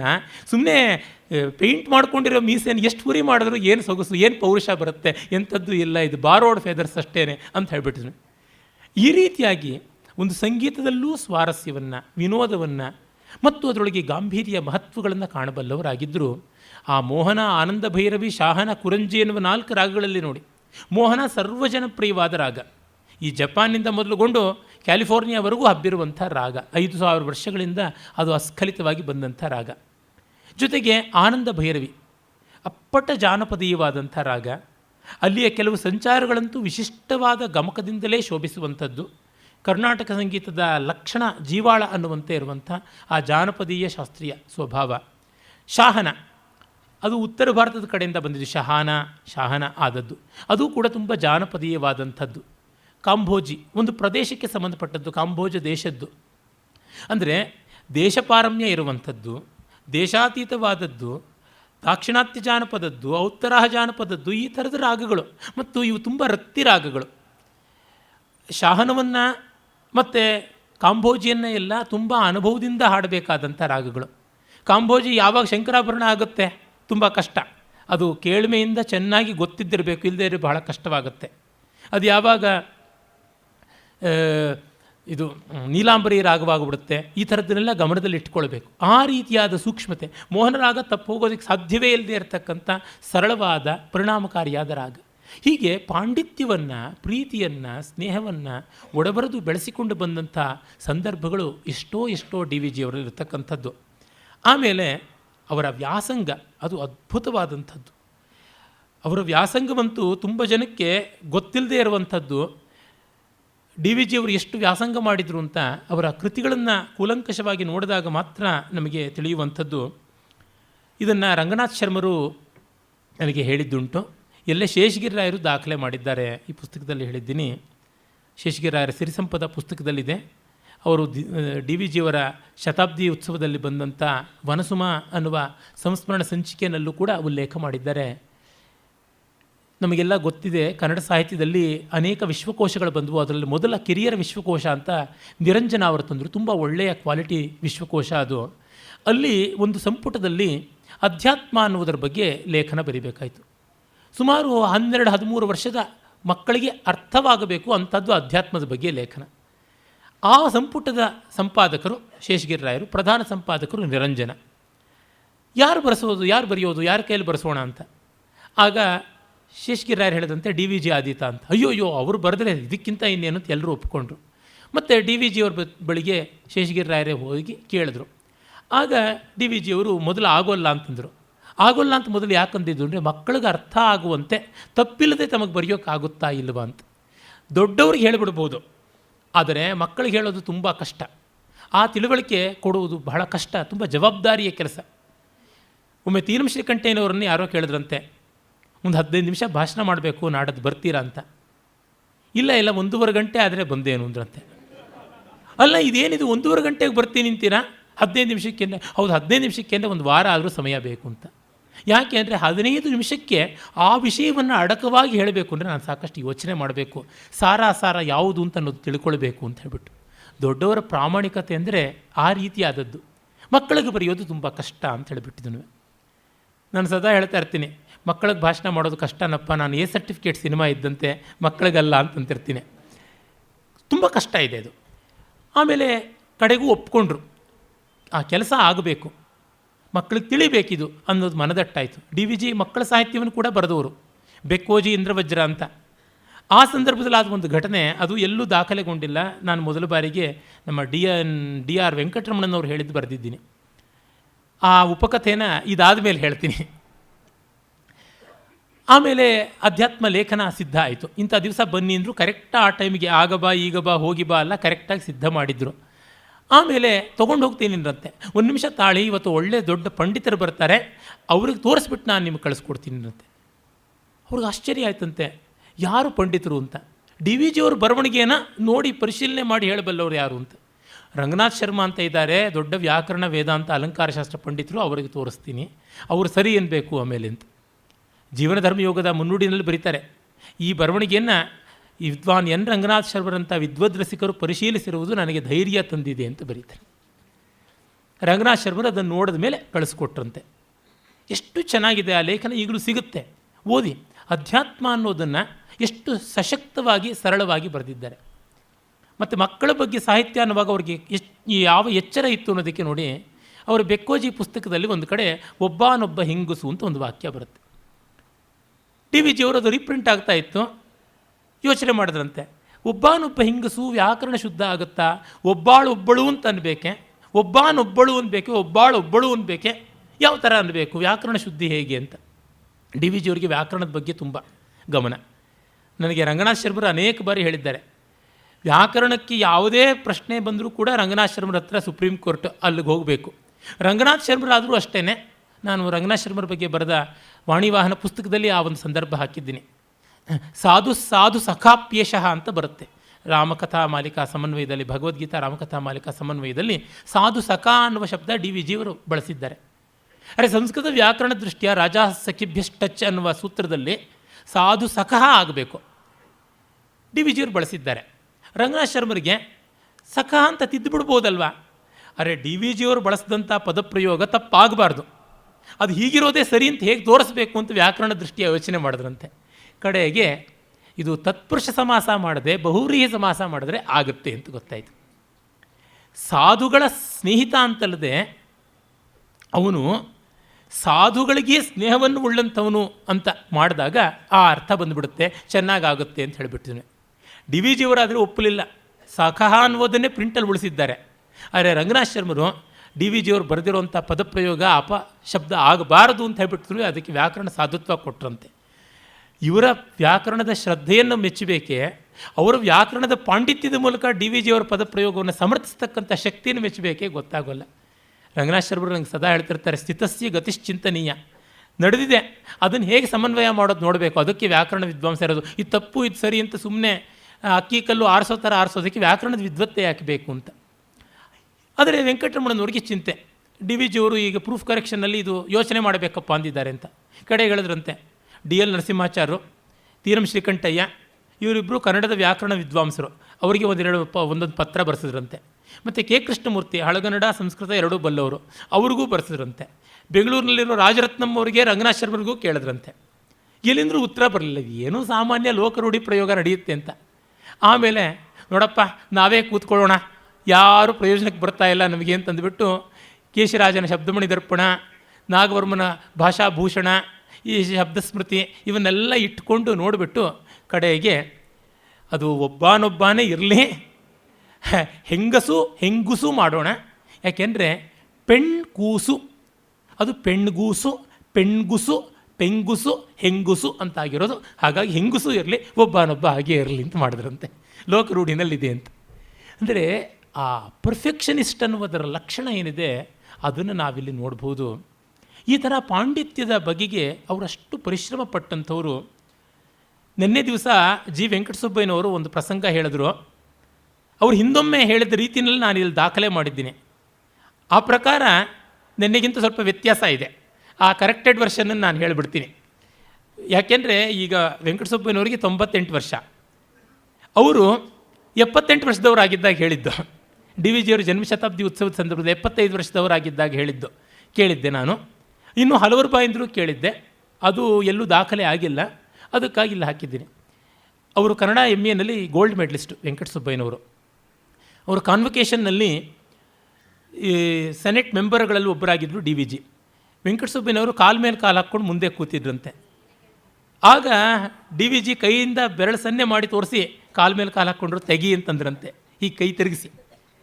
ನೆನ್ನೆ ಹೇಳಿದ್ದಿರಬೇಕು ಅವರು. ಆವಾಗಲೇ ಅವ್ರಿಗೆ ನೋಡಿದ್ದರೂ ಪರಿಚಯ ಇತ್ತು. ಮತ್ತು ಇವರ ಬಳಿ ಒಂದು ರೆಕಮೆಂಡೇಷನ್ ಲೆಟರ್ ಬೇಕು ಅಂತ ಬಂದರೆ, ನಾಳೆ ದಿವಸ ನೀನು ಒಂದು ಮತ್ತೇಭವಿಕ್ರೀಡಿತ ಛಂದಸ್ಸಿನಲ್ಲಿ ಒಂದು ಪದ್ಯ ಬರ್ಕೊಂಡು ಬಾ ಅಂತಂದ್ರಂತೆ. ನೆನ್ನೆ ಅವರು ಚಂಪಕಮಾಲ ಅಂದರು, ಅದು ಮತ್ತೇಭವಿಕ್ರೀಡಿತ ಛಂದಸ್ಸು. ಬರ್ಕೊಂಡು ಬಂದರು. ಅಲ್ಲಿ ಒಂದು ವ್ಯಾಕರಣ ದೋಷ ಆಗಿತ್ತು. ವೈಕಟ್ಯ ಮಾರೀಚನಿಂ ಅಂತ ಒಂದು ಪದಪ್ರಯೋಗ ಆಗಿತ್ತು. ಮತ್ತೇಭವಿಕ್ರೀಡಿತದಲ್ಲಿ ಯತಿಸ್ಥಾನ ಆದಮೇಲೆ ಆ ರೀತಿಯಾದ ರೂಪಕ್ಕೆ ಅವಕಾಶ ಇದೆ. ಅಂದರೆ ಆ ಗುರುಲಘು ವಿನ್ಯಾಸ ಆಗಿಬರುತ್ತೆ. ನಾನಾನ ವೈಕಟ್ಯ ಮಾರೀಚನಿಂ ಅಂತ ಬರುತ್ತೆ. ಆದರೆ ಅದು ವಿಕಟ ಮಾರೀಚನಿಂ ಆಗಬೇಕು. ಯಾಕೆಂದರೆ ವಿಕಟ ಶಬ್ದದ ಭಾವ ತದ್ಧಿತ ರೂಪ ವೈಕಟ್ಯ. ಈಗ ಸುಂದರ ಪುರುಷ ಅಂತ ಅನ್ಬೇಕೆ ಹೊರತು ಸೌಂದರ್ಯ ಪುರುಷ ಅಂತ ಅನ್ನೋಲ್ಲ. ಪುರುಷನಲ್ಲಿರುವುದು ಸೌಂದರ್ಯ, ಪುರುಷನು ಸುಂದರ. ಹಾಗೆ ಮಾರೀಚನಲ್ಲಿ ಇರುವುದು ವಿಕಟತೆ. ಅರೆ ಮಾರೀಚ ವಿಕಟ, ಅರೆ ವಿಕಟ ಮಾರೀಚ ಅಂದುಬಿಟ್ರೆ ಛಂದಸ್ಸು ಹೊರಟೋಗುತ್ತೆ. ವೈಕಟ್ಯ ಮಾರೀಚ ಅಂದರೆ ವ್ಯಾಕರಣ ಹೊರಟೋಗುತ್ತೆ. ತೆಲುಗಿನಲ್ಲಿ ಒಂದು ಗಾದೆ, ಏಕತೆ ಗೋಹತ್ಯ ದಿಗತೆ ಬ್ರಹ್ಮತ್ಯ ಅಂತ. ಮೇಲತ್ತಕ್ಕೆ ಹೋದರೆ ಗೋಹತ್ಯಾ ಪಾತಕ, ಕೆಳಗಿಳಿದ್ರೆ ಬ್ರಹ್ಮತ್ಯಾ ಪಾತಕ ಬರುತ್ತೆ. ಇದನ್ನು ಡಿ ವಿ ಜಿ ಹೇಳಿದ್ರಂತೆ, ಇದಕ್ಕೇನು ಮಾಡ್ತೀಯಾ ಅಂತ ಹೇಳ್ಬಿಟ್ಟಿದ್ದಾನೆ. ಆಮೇಲೆ ಅದು ಹಾಗೆ ನಿಂತುಬಿಡ್ತು ಪ್ರಸಂಗ. ಮತ್ತು ರೆಕಮೆಂಡೇಷನ್ ಲೆಟ್ರ್ ಬರ್ಕೊಟ್ರು. ಮಾರೀಚ ವೈಕಟ್ಯದಿಮ್ ಅಂತ ಮಾಡಿದ್ರೆ ಪರಿಹಾರ ಆಗ್ತಾ ಇತ್ತು, ಅದು ಬೇರೆ ಸಂಗತಿ ಇರಲಿ. ಈ ರೀತಿ ಒಬ್ಬರನ್ನ, ಅವರು ಗೋಲ್ಡ್ ಮೆಡಲಿಸ್ಟೇ ಆಗಿರ್ಬೋದು, ಅಳೆಯಬೇಕು ಅಂದರೆ ಕರಾರುವಕ್ಕಾಗಿ ಈ ಥರದ ಮಾರ್ಗದರ್ಶನದಿಂದಲೇ, ಈ ಒಂದು ಯಾರ್ಡ್ ಸ್ಟಿಕ್ಸಿಂದಲೇ ಅಳೆಯಬೇಕು ಅಂತ. ಇನ್ನೊಮ್ಮೆ ಮೈಸೂರಿನ ಒಬ್ಬರು ವಿದ್ವಾಂಸರು, ಅವ್ರ ಹೆಸರು ನಾನು ಹಾಕಿಲ್ಲ, ಅದಕ್ಕೆ ಇವತ್ತು ಹೇಳೋದಿಲ್ಲ ಅದನ್ನು. ಅವರು ಒಂದು ರೆಕಮೆಂಡೇಷನ್ ಪ್ರಮೋಷನ್ಗೆ ಸರ್ಕಾರ ಇವ್ರಿಗೆ ಕೊಡಬಹುದಾ ಅಂತ ಡಿ ವಿ ಜಿಯವರು ಕಳಿಸಿತ್ತು, ಅವರ ಕೃತಿಗಳನ್ನು ನೋಡಿ ಅಂತ. ಸಂಸ್ಕೃತ ವಿದ್ವಾಂಸರು ಅವರು ಯಾರೋ ಸ್ಥಾನದಲ್ಲಿರ್ತಕ್ಕಂಥ ಕವಿಗಳ ಪದ್ಯಗಳನ್ನೆಲ್ಲ ಸಂಸ್ಕೃತಕ್ಕೆ ಅನುವಾದ ಮಾಡಿದರು, ಯಾವುದೋ ತರಂಗಿಣಿ ಅಂತ ಹೆಸರಿನಲ್ಲಿ. ನನಗವೆಲ್ಲ ಗೊತ್ತಿದೆ, ಆದರೂ ಹೇಳ್ತಾ ಇಲ್ಲ, ಪುಸ್ತಕದಲ್ಲಿ ಹಾಕಿಲ್ವಾದ್ದರಿಂದ ಹೇಳ್ತಿಲ್ಲ. ಅವರು ಕಳಿಸ್ಕೊಟ್ಟಿದ್ದ ಪುಸ್ತಕ DVG ನೋಡಿದ್ರು, ಸಾಮಾನ್ಯ ಅಂತ ಅನ್ನಿಸ್ತು. ಅರೆ ಏನೋ ಪಾಪ ಕೆಲಸ ಮಾಡಿದ್ದಾರೆ, ಅವ್ರು ಮಾಡಿದ್ದು ಪಾಪ ಈ ಪುಸ್ತಕ ಪ್ರಮೋಷನ್ ಬರಲಿ ಅಂತ. ಅದಕ್ಕೆ ಇವರು ಸಂಸ್ಕೃತದ ಶ್ಲೋಕದಲ್ಲಿಯೇ ರೆಕಮೆಂಡೇಶನ್ ಬರ್ಕೊಟ್ರು. ತರಂಗಿಣಿ ವಾಪ್ಯತರಂಗಿಣಿ ವಾ ಮುದಾ ತದೀಯಸ್ಯ ಪ್ರಮೋಷನ್ ವಿಧೀಯತಾಮಸ್ಯ ಮುದಾ ಪ್ರಮೋಷನ್ ಅಂತ. ತರಂಗಿಣಿಯೋ ಅತರಂಗಿಣಿಯೋ ಇವ್ರಿಗೆ ಪ್ರಮೋಷನ್ ಅಂತೂ ಕೊಡಿ, ಅದಕ್ಕೆ ತಾನೇ ಅವ್ರು ಬರೆದಿದ್ದು, ಬರಲಿ ಅಂತ ಹೇಳಿಬಿಟ್ಟಿದ್ನು. ಈ ರೀತಿಯಾದ ಆ ವಿನೋದವನ್ನು ಕೂಡ ಪಾಂಡಿತ್ಯದಿಂದ ಮಾಡ್ತಾ ಇದ್ದಿದ್ದು. ಆದರೆ ತನಗೇನೂ ಪಾಂಡಿತ್ಯ ಇಲ್ಲ ಅನ್ನುವಂಥ ನಮ್ರತೆ. ರಂಗನಾಥ್ ಶರ್ಮರು ದಾಖಲೆ ಮಾಡಿದ್ದಾರೆ ಒಂದು ಪ್ರಸಂಗ. ರಂಗನಾಥ್ ಶರ್ಮರಿಗೆ ಸೀನಿಯರ್ ಕಾಂಟೆಂಪ್ರರಿ ಆಗಿದ್ದವರು ತಿಮ್ಮಣ್ಣಾಚಾರ್ಯರು. ಅವ್ರ ತಂದೆ ವೈಯಾಕರಣ ಗರಣಿ ಕೃಷ್ಣಾಚಾರ್ಯರು. ಗರಣಿ ಕೃಷ್ಣಾಚಾರ್ಯರ ಹತ್ರ DVG ವ್ಯಾಕರಣದ ಪಾಠಕ್ಕೆ ಹೋಗ್ತಾ ಇದ್ರಂತೆ. ಒಮ್ಮೆ ರಂಗನಾಥ್ ಶರ್ಮನ ಕೇಳಿದ್ರಂತೆ, ಪಂಡಿತರೇ ನಿಮಗೆ ಗರಣಿ ವೈಯಾಕರಣಿ ಕೃಷ್ಣಾಚಾರ್ಯರು ಗೊತ್ತಾ ಅಂತ. ಹ್ಞೂ ಗೊತ್ತು, ಅವರ ಮಗ, ಅವರು ನಮಗೆ ಸೀನಿಯರು ಅಂತೆಲ್ಲ ಅಂದ್ರಂತೆ. ನಾನು ಅವ್ರ ಹತ್ರ ವ್ಯಾಕರಣಕ್ಕೆ ಹೋಗಿದ್ದು, ಅರೆ ನನಗೇನು ವ್ಯಾಕರಣ ಅಂಟಲಿಲ್ಲ, ಅಂಟಿದ್ದೇ ಬೇರೆ ಎಂದಂತೆ. ಏನು ಅಂತಂದರೆ ನೋಡಿ, ಶಿಥಿಲ ಶಿಖರಣಿ ಪದ್ಯ ಅಂತ. ನವೇದಾಂತೆ ಗಾಢ ನಚ ಪರಿಚಿತಂ ಶಬ್ದಶಾಸ್ತ್ರಂ ನವಾತರ್ಕೆ ವೇದೆ ನಚ ಸರಸತಾ ಕಾವ್ಯ ನಿವಹೆ ವಯಂ ಶ್ರೀಮದ್ಬ್ಯಾಳಿ ಹುಳಿಪಳಿದ್ಯ ಕೋಸುಂಬ್ರಿ ತೊವ್ವಿ ಹಯಗ್ರೀವಾಂಬೋಡಿ ಕರಿಗಡಬು ದಧ್ಯನ್ನ ರಸಿಕಾ ಅಂದ್ರಂತೆ. ನಿಮಗೆ ವೇದ ಗೊತ್ತಿಲ್ಲ, ವ್ಯಾಕರಣ ಗೊತ್ತಿಲ್ಲ, ಕಾವ್ಯ ಗೊತ್ತಿಲ್ಲ, ಮತ್ತೊಂದು ಗೊತ್ತಿಲ್ಲ, ಮಗದೊಂದು ಗೊತ್ತಿಲ್ಲ.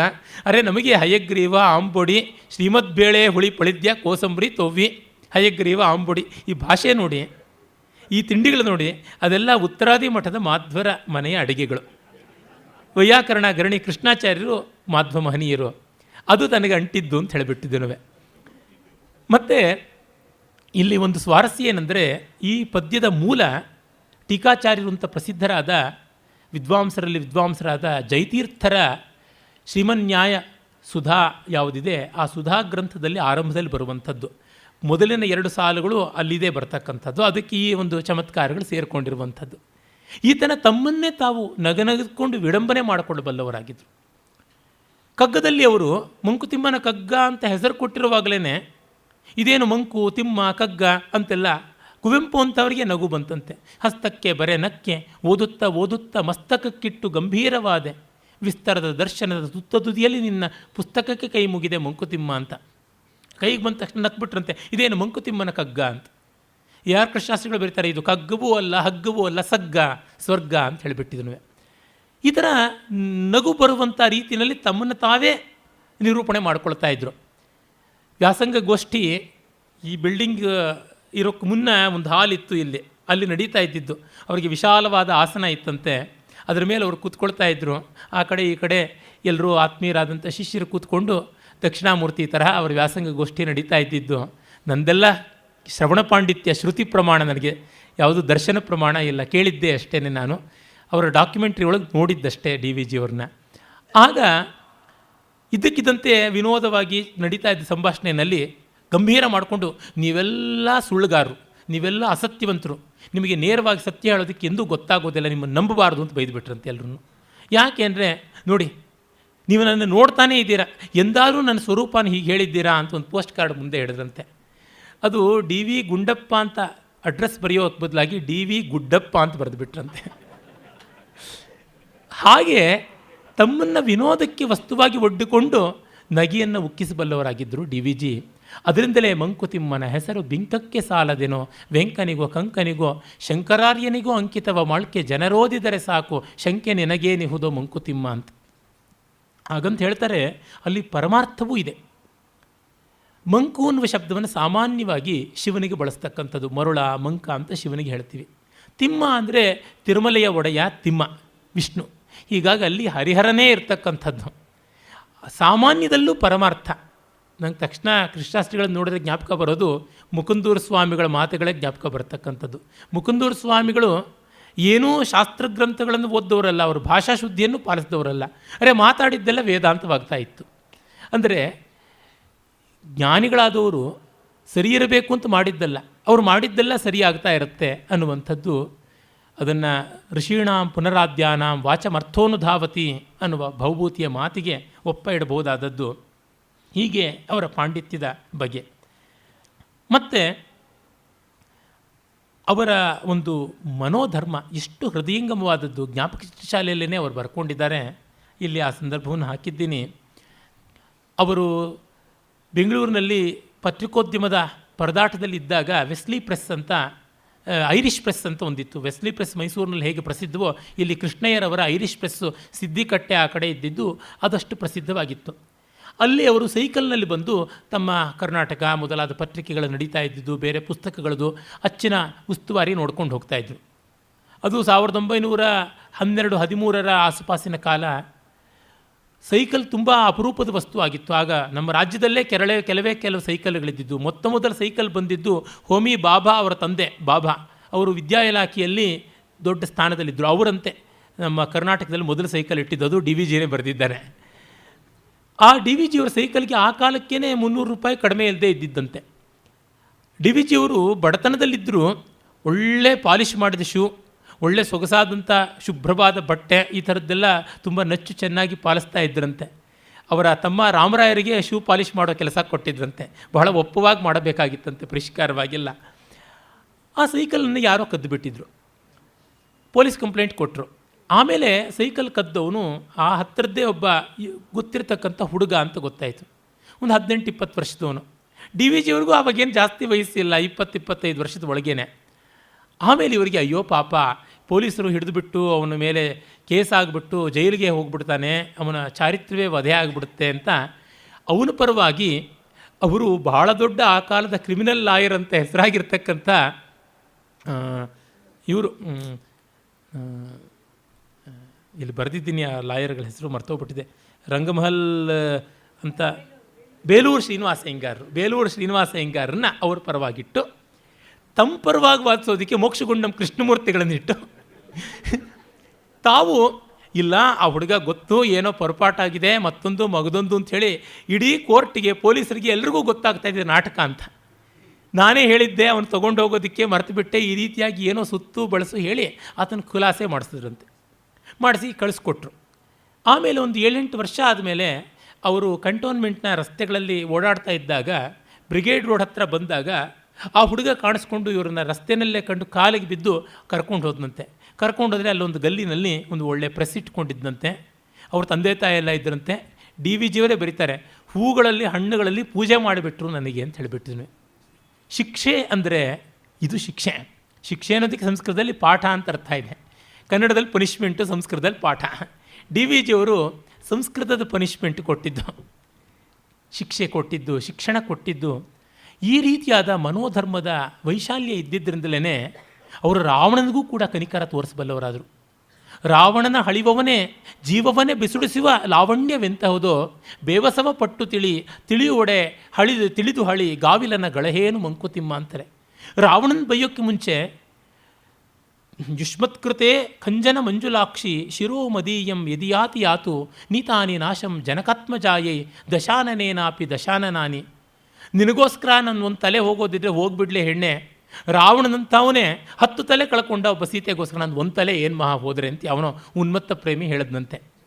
ಆ ತರಹ ರಾವಣ 10 ತಲೆ ಕಳ್ಕೊಳ್ಳೋಕ್ಕೆ ಸಿದ್ಧ ಆದ ಅಂದರೆ ಅವನ ಮೇಲೆ ಸೀತೆ ಮಾಡಿದ ಪ್ರಭಾವ ಎಂಥದ್ದು, ಅದನ್ನು ಯೋಚನೆ ಮಾಡಿ ಹೇಳು, ನೀನು ಅವನ ಸ್ಥಾನದಲ್ಲಿ ನಿಂತು ನೋಡು ಅಂತಂದರು. ಅಷ್ಟು ಮಾತ್ರವಲ್ಲ, ಇನ್ನೂ ಶಾಕಿಂಗ್ ಆಗುವಂತ ಹೇಳ್ತಾರೆ. ಕನಕ ಮೃಗ ದರ್ಶನದಿಂದ ಆಯಿತು ಜಾನಕಿಗೆ ಆ ಒಂದು ಪ್ರಲೋಭನೆ, ಕನಕ ಮೃಗ ದರ್ಶನದಿಂದ ಆಯಿತು. ಜನಕಜಯ ದರ್ಶನದಿಂದ ರಾವಣನಿಗೆ, ಸೀತೆಯನ್ನು ನೋಡಿ ರಾವಣನಿಗೆ. ಅರೆ ಕನಿಕರಿಪುವುದು ಅವಳನು, ಸೀತೆಯನ್ನು ನೋಡಿ ಜಗತ್ತಿಗೆ ಕನಿಕರ, ರಾವಣನ ನೋಡಿ ಕ್ರೌರ್ಯ ಅಂತ ಬೈತಾರೆ. ಯಾವುದನ್ನು ಅನ್ನೋಣ, ಹೇಗನ್ನೋಣ? ಎಲ್ಲರೂ ಸಾಧುಗಳೇ, ಎಲ್ಲರೂ ಜಿತಮನಸ್ಕರೇ, ಎಲ್ಲರೂ ಸಜ್ಜನರೇ, ಸಾಧುಗಳೇ, ಜಿತಮನಸ್ಕರೇ. ವಲ್ಗುರೂಪಿಂ ಸುಭದ್ರೆ ಸುಳಿವನಕ ಫಲ್ಗುಣಂ ಸನ್ಯಾಸಿ ಮಂಕುತಿಮ್ಮ. ಪ್ರಲೋಭನೆ ಬರೋವರೆಗೂ ಎಲ್ಲರೂ ಹಾಗೇ ಇರ್ತಾರೆ. ಪ್ರಲೋಭನೆ ಬಂದಾಗ ಆ ತಳದಿಂದ ಭಾವಗಳು ಏಳುವಾಗ ದೇವರೇ ಗತಿಯಾಗ ಅಂತ ಹೇಳ್ಬಿಟ್ಟು ಅವರೇ ಅಂತಾರೆ. ಇದು ಗೊತ್ತಿತ್ತು. ಅದರಿಂದಲೇ ಅವರು ಯಾರೊಬ್ಬರ ಮೇಲೂ ಜಡ್ಜ್ಮೆಂಟಲ್ಲಾಗಿ ಹೋಗಲಿಲ್ಲ. ಜ್ಞಾಪಕ ಚಿತ್ರಶಾಲೆದು ಒಂದು ಸಂದರ್ಭ ಇಲ್ಲೂ ನಾನು ಬರೆದಿದ್ದೀನಿ. ಅಚ್ಯುತರಾಯರು ಅಂತ ಡಾಕ್ಟರು, ತುಂಬ ದೊಡ್ಡ ಸ್ಥಾನದಲ್ಲಿದ್ದಂಥವರು ಸರ್ಕಾರದ ವೈದ್ಯಕೀಯ ವೃತ್ತಿಯಲ್ಲಿ, ತುಂಬ ಸಹೃದಯರು, ತುಂಬ ಜನೋಪಕಾರವನ್ನು ಮಾಡಿದಂಥ ಮಹಾನುಭಾವರು. ಅವರ ಬಗ್ಗೆ ಒಂದಷ್ಟು ಅದು ಇದು ಆಡ್ಕೊಳ್ತಾ ಇದ್ದರು. ತುಂಬ ಆಡಿಕೆ ಇತ್ತು. ಅವರೊಮ್ಮೆ ಡಿ ವಿ ಜಿಯವ್ರ ಜೊತೆ ಬೆಂಗಳೂರಿನ ಪೇಟೆನಲ್ಲಿ ಸುತ್ತಾಡ್ತಾ ಇದ್ದಾಗ, ಇದೇ ಚಾಮರಾಜಪೇಟೆಯಲ್ಲಿ ನೀವು ನೋಡಿದ್ದೀರಿ ನಮಾಜ್ ಮಾಡ್ತಕ್ಕಂಥ ಯಾವ ಈದ್ ಮೈದಾನ ಇದೆ ಅದರ ಹತ್ತಿರದ ಯಾವುದೋ ರಸ್ತೆಯಲ್ಲಿ ಓಡಾಡ್ತಾ ಇದ್ದಂತೆ. ಓಡಾಡ್ತಾ ಇದ್ದಾಗ ಅಚ್ಯುತರಾಯರು ಇದ್ದಕ್ಕಿದ್ದಂತೆ ಸಾಕಷ್ಟು ವಯಸ್ಸಾಗಿತ್ತು ಅವ್ರಿಗೆ. ಡಿ ವಿ ಜಿಯವ್ರಿಗಿಂತ ಒಂದು 20-30 ವಯಸ್ಸು ದೊಡ್ಡವರು. ಡಿ ವಿ ಜಿಯವರು 18 ವಯಸ್ಸಿನಲ್ಲಿಯೇ 80 ವರ್ಷದ ದೊಡ್ಡ ದೊಡ್ಡ ದೇಶದ ಮಹನೀಯರ ಜೊತೆ ಓಡಾಡಿದವರು. ಬೆಂಗಳೂರಿಗೆ ಮೊದಲು ಗಾಂಧೀಜಿನ ಕರೆಸಿದ್ದು ಡಿ ವಿ ಜಿ. ಈ ಫೋಟೋ ಗಾಂಧೀಜಿಯವರೇ ಅನ್ವಯಲ್ ಮಾಡಿದ್ದು 1915ನೇ ಇಸ್ವಿನಲ್ಲಿ. ಗೋಖಲೆ ಇನ್ಸ್ಟಿಟ್ಯೂಟಿನ ಸಾಂಕೇತಿಕವಾದ ಆರಂಭ ಅಂದೇ ಆಗಿದ್ದು. ಆ ಗಾಂಧೀಜಿಯವರ ಭಾವಚಿತ್ರದ ಅನಾವರಣವನ್ನು ಗಾಂಧೀಜಿಯವರು ಗೋಖಲೆ ತಮ್ಮ ಗುರುಗಳು ಅದರ ಅನಾವರಣವನ್ನು ಮಾಡಿದರು. ದೇಶದ ಉನ್ನತೋನ್ನತ ಸ್ಥಾನದಲ್ಲಿದ್ದವರು ಎಲ್ಲರದೂ ಅವರಿಗೆ ಆತ್ಮೀಯತೆ ಇತ್ತು. ಮೈಲಾಪುರ್ ಎಲೀಟ್ ಅಂತ ಹೇಳ್ತಕ್ಕಂಥ ಶಿವಸ್ವಾಮಿ ಅಯ್ಯರು, ವೆಂಕಟರಾಮ ಶಾಸ್ತ್ರಿ, ವೀರ ರಾಘವಯ್ಯರು ಎಲ್ಲರ ಸ್ನೇಹ ವಿಶ್ವಾಸಗಳನ್ನು ಪಡ್ಕೊಂಡಿದ್ರು. ಅವರೆಲ್ಲ ಹೈಬ್ರೋ ಪೀಪಲ್ಲು. ಮೈಲಾಪುರ್ ಎಲೀಟ್ಗೆ ಮೆಂಬರ್ ಆಗಬೇಕು ಅಂತಂದರೆ ಬಹಳ ಕಷ್ಟ. ಅವರೆಲ್ಲ ಮೆಚ್ಚುವಂಥ ಯೋಗ್ಯತೆಯನ್ನು ತಮ್ಮ ಡಿಗ್ರಿಗಳಿಲ್ಲದೆ, ತಮ್ಮ ಗುರುಪರಂಪರೆಯ ವೈಭವ ಇಲ್ಲದೆ, ತಮ್ಮ ಮನೆತನದ ರಾವ್ ಬಹದ್ದೂರು ಇತ್ಯಾದಿ ಯಾವ ಬಿರುದುಗಳೂ ಇಲ್ಲದೆ ಸಾಮಾನ್ಯರಲ್ಲಿ ಸಾಮಾನ್ಯದ ಹಿನ್ನೆಲೆಯಿಂದ ಬಂದವರು ಸ್ವಪ್ರಯತ್ನದಿಂದ ಪಡೆದರು. ಆದರೆ ಅದನ್ನು ಎಲ್ಲನ್ನೂ ಬಳಸ್ಕೊಳ್ಳಿಲ್ಲ. ನೇಮ್ ಡ್ರಾಪಿಂಗ್ ಇಲ್ಲವೇ ಇಲ್ಲ. ಮಿರ್ಜಾ ಇಸ್ಮಾಯಿಲ್ರ ಬಗ್ಗೆ, ವಿಶ್ವೇಶ್ವರಯ್ಯನವ್ರ ಬಗ್ಗೆ ಹೇಗೆ ಬರೀತಾರೋ ಬಂಡಿ ರಸೂಲ್ ಖಾನ್ರ ಬಗ್ಗೆನೂ ಹಾಗೆ ಬರೀತಾರೆ. ಅದೇ ರೀತಿಯಾಗಿ ಶಿವಪುಚ್ಚೆ ಮೊದಲಿಯಾರಂಥ ಒಬ್ಬ ಗಾರೆ ಕೆಲಸದವ್ರ ಬಗ್ಗೆನೂ ಬರೀತಾರೆ. ಇನ್ನೂ ಭಾವಪೂರ್ಣವಾಗಿ ಬರೀತಾರೆ. ಆ ಸಮಾನತೆ, ಕೇವಲಾದ್ವೈತ ಅನ್ನೋದು ಆ ಥರ ಅವರಲ್ಲಿ ಕಾಣುತ್ತೆ. ಅಂಥ ಆ ಹೃದಯಂಗಮವಾದ ವ್ಯಕ್ತಿತ್ವ ವೈಶಾಲ್ಯ ಅವ್ರದ್ದಾಗಿತ್ತು. ಅದರಿಂದಲೇ ಅಚ್ಯುತರಾಯರ ಜೊತೆಯಲ್ಲಿ ಸಲೀಸಾಗಿ ಓಡಾಡ್ತಾ ಇದ್ದರು. ಅವರು ತೋರಿಸ್ತಾರೆ ಅಚ್ಯುತರಾಯರು, ನನ್ನ ಬಗ್ಗೆ ಎಲ್ಲ ಹೇಳ್ಕೊತಾರಲ್ಲ, ಆಡ್ತಾರಲ್ಲ, ಈಗ ಆ ಮನೆ ಬಾಗಿಲು ತಟ್ಟು ಅದರೊಳಗೆ ಯಾರಿದ್ದಾರೆ ಅಂತ ಗೊತ್ತಾಗುತ್ತೆ ಅಂತ. ಯಾರ್ದೋ ಮನೆ ಏನೋ ನಡೀತಾ ಇತ್ತು ಕೆಲಸ. ಡಿ ವಿ ಜಿ ಹೇಳಿದ್ರಂತೆ, ನಾನು ಆ ರೀತಿಯಾದ ಕೆಲಸಕ್ಕೆ ಹೋಗೋವನಲ್ಲ, ಯಾರ ಬದುಕನ್ನೂ ತೀರ್ಮಾನಿಸಿ ಹೇಳ್ತಕ್ಕಂಥವನಲ್ಲ, ಅದು ಭಗವಂತನಿಗೆ ಬಿಟ್ಟಿದ್ದು, ನಂದಲ್ಲ ಅಂತ. ಈ ಬಗ್ಗೆ ಒಮ್ಮೆ ಭಾರತೀಯ ವಿದ್ಯಾಭವನದಲ್ಲಿ ಎಲ್ ಎಸ್ ಶೇಷಗಿರಿಯರು ಮಾತಾಡ್ತಾ ತುಂಬ ಆರ್ದ್ರವಾಗಿ ಸಂದರ್ಭವನ್ನು ನಿರೂಪಣೆ ಮಾಡ್ತಾ ಹೇಳಿದ್ರು, judgement is cold, affection is warm ಅಂತಂದರು. ತುಂಬ ದೊಡ್ಡ ಮಾತು. ಅದರಿಂದಲೇ ರಾಮಕೃಷ್ಣ ಪರಮಹಂಸರು ಯಾವ ರೀತಿ ಗಿರೀಶನ ಜೊತೆ ನಡ್ಕೊಂಡ್ರು ಅಂತ ಅನ್ನೋದು ಗೊತ್ತಾಗುತ್ತೆ. ರಾಮಕೃಷ್ಣ ಪರಮಹಂಸರ ಬದುಕನ್ನು ಓದ್ದವರಿಗೆ ಆ ಗಿರೀಶ್ ಚಂದ್ರ ಹೇಗಿದ್ದ, ಎಂಥ ಲಂಪಟ, ಯಾವ ಕಲಾವಿದ, ಯಾವ ರೀತಿಯಾದ ಬದುಕು, ಆದರೆ ಅವನನ್ನು ಅದೆಷ್ಟು ಪ್ರೀತಿಸಿದ್ರು, ಯಾವ ಜಡ್ಜ್ಮೆಂಟಲ್ಲಾಗದೆ ನೋಡಿಕೊಂಡ್ರು ಅಂತ ಅನ್ನೋದನ್ನು ಗಮನಿಸಿದಾಗಲೂ ಗೊತ್ತಾಗುತ್ತದೆ. ಅವರ ಮನೋಮಯ ಕೋಶದ ದೊಡ್ಡತನ ಆ ರೀತಿಯಾದದ್ದು. ಹಾಗೆಂತ ಕಾಂಪ್ರಮೈಸಸ್ಗೆ ಅವಕಾಶವೇ ಇಲ್ಲ. ಒಮ್ಮೆ ಅವರ ಬಂಧುವರ್ಗದಲ್ಲಿ ಯಾರೋ ಒಬ್ಬರು ರೆಕಮೆಂಡೇಷನ್ ಮಾಡಬೇಕು ಅಂತ ಕೇಳಿದ್ರಂತೆ. ರಾಮಸ್ವಾಮಿಯವರೇ ಬರೆದಿದ್ದಾರೆ ಈ ಪ್ರಸಂಗವನ್ನು. ಅದಕ್ಕೆ ಅವರು ಒಂದು ಶ್ಲೋಕ ಬರೆದು ಕಳಿಸ್ಕೊಟ್ರಂತೆ. ಅಕೃತ್ವಾ ಪರಸಂತಾಪಂ ಅಗತ್ವಾ ಖಲನಮ್ರತಾಂ ಅನುಸೃಜ್ಯ ಸತಾಂ ವರ್ತ್ಮ ಯತ್ ಸ್ವಲ್ಪಮಪಿ ತದ್ಬಹು. ಬೇರೆ ಜನಕ್ಕೆ ತೊಂದರೆ ಮಾಡದೆ, ಕೆಟ್ಟವರ ಮನೆ ಬಾಗಿಲು ತಟ್ಟದೆ, ಸಜ್ಜನರ ದಾರಿಯನ್ನು ಬಿಡದೆ ಎಷ್ಟು ಸ್ವಲ್ಪ ಪಡೆದರೂ ಅದು ದೊಡ್ಡದು ಅಂತ ಹೇಳಿಬಿಟ್ಟಿದ್ರು. ಈ ಮಟ್ಟದಲ್ಲಿಯೇ ಬದುಕು, ಬರವಣಿಗೆ ಎಲ್ಲವನ್ನೂ ಕೂಡ ಇಟ್ಕೊಂಡಿದ್ರು ಅನ್ನುವಂಥದ್ದು ನಮಗೆ ಮತ್ತೆ ಮತ್ತೆ ಗೊತ್ತಾಗುವಂಥದ್ದು. ಬಿಕಾನೇರ್ನಂಥ ಸಂಸ್ಥಾನಕ್ಕೆ ದಿವಾನರಾಗಬೇಕು ಅಂತ ಇವ್ರನ್ನ ಕರೆದಿದ್ದರು. ಇವರು ಅದಕ್ಕೂ ಹೋಗಲಿಲ್ಲ. ಇಂಡಿಯನ್ ಟ್ರಿಬ್ಯೂನ್ ಅನ್ನುವ ಪತ್ರಿಕೆಗೆ ಸಂಪಾದಕರಾಗಬೇಕು ಅಂತ ಆ ಕಾಲದಲ್ಲೇ 4 ಅಂಕಿ ಸಂಬಳ ಕೊಡೋದಕ್ಕೆ ಸಿದ್ಧ ಆಗಿದ್ದರೂ ಕೂಡ ಯಾವುದು, ಈಗೆಲ್ಲ 90 ವರ್ಷದ ಹಿಂದಿನ ಮಾತುಗಳು. ಇವರು ಅದನ್ನು ಒಪ್ಪಲಿಲ್ಲ. ವಿಶ್ವೇಶ್ವರಯ್ಯನಂಥವರೇ ನಿಮ್ಮ ಮನೆಗೆ ನಾನು ಬರಬೇಕು ಅಂದರೆ ನೀವು ಬರಬಾರ್ದು ನಮ್ಮ ಮನೆಗೆ ಅಂದಂತೆ. ಜ್ಞಾಪಕ ಚಿತ್ರ ಶಾಲೆಯಲ್ಲಿ ಬರೀತಾರೆ ಡಿ ವಿ ಜಿ. ಇಲ್ಲಿ ಆ ಪ್ರಸಂಗವನ್ನು ಉಲ್ಲೇಖ ಮಾಡಿದ್ದೀನಿ.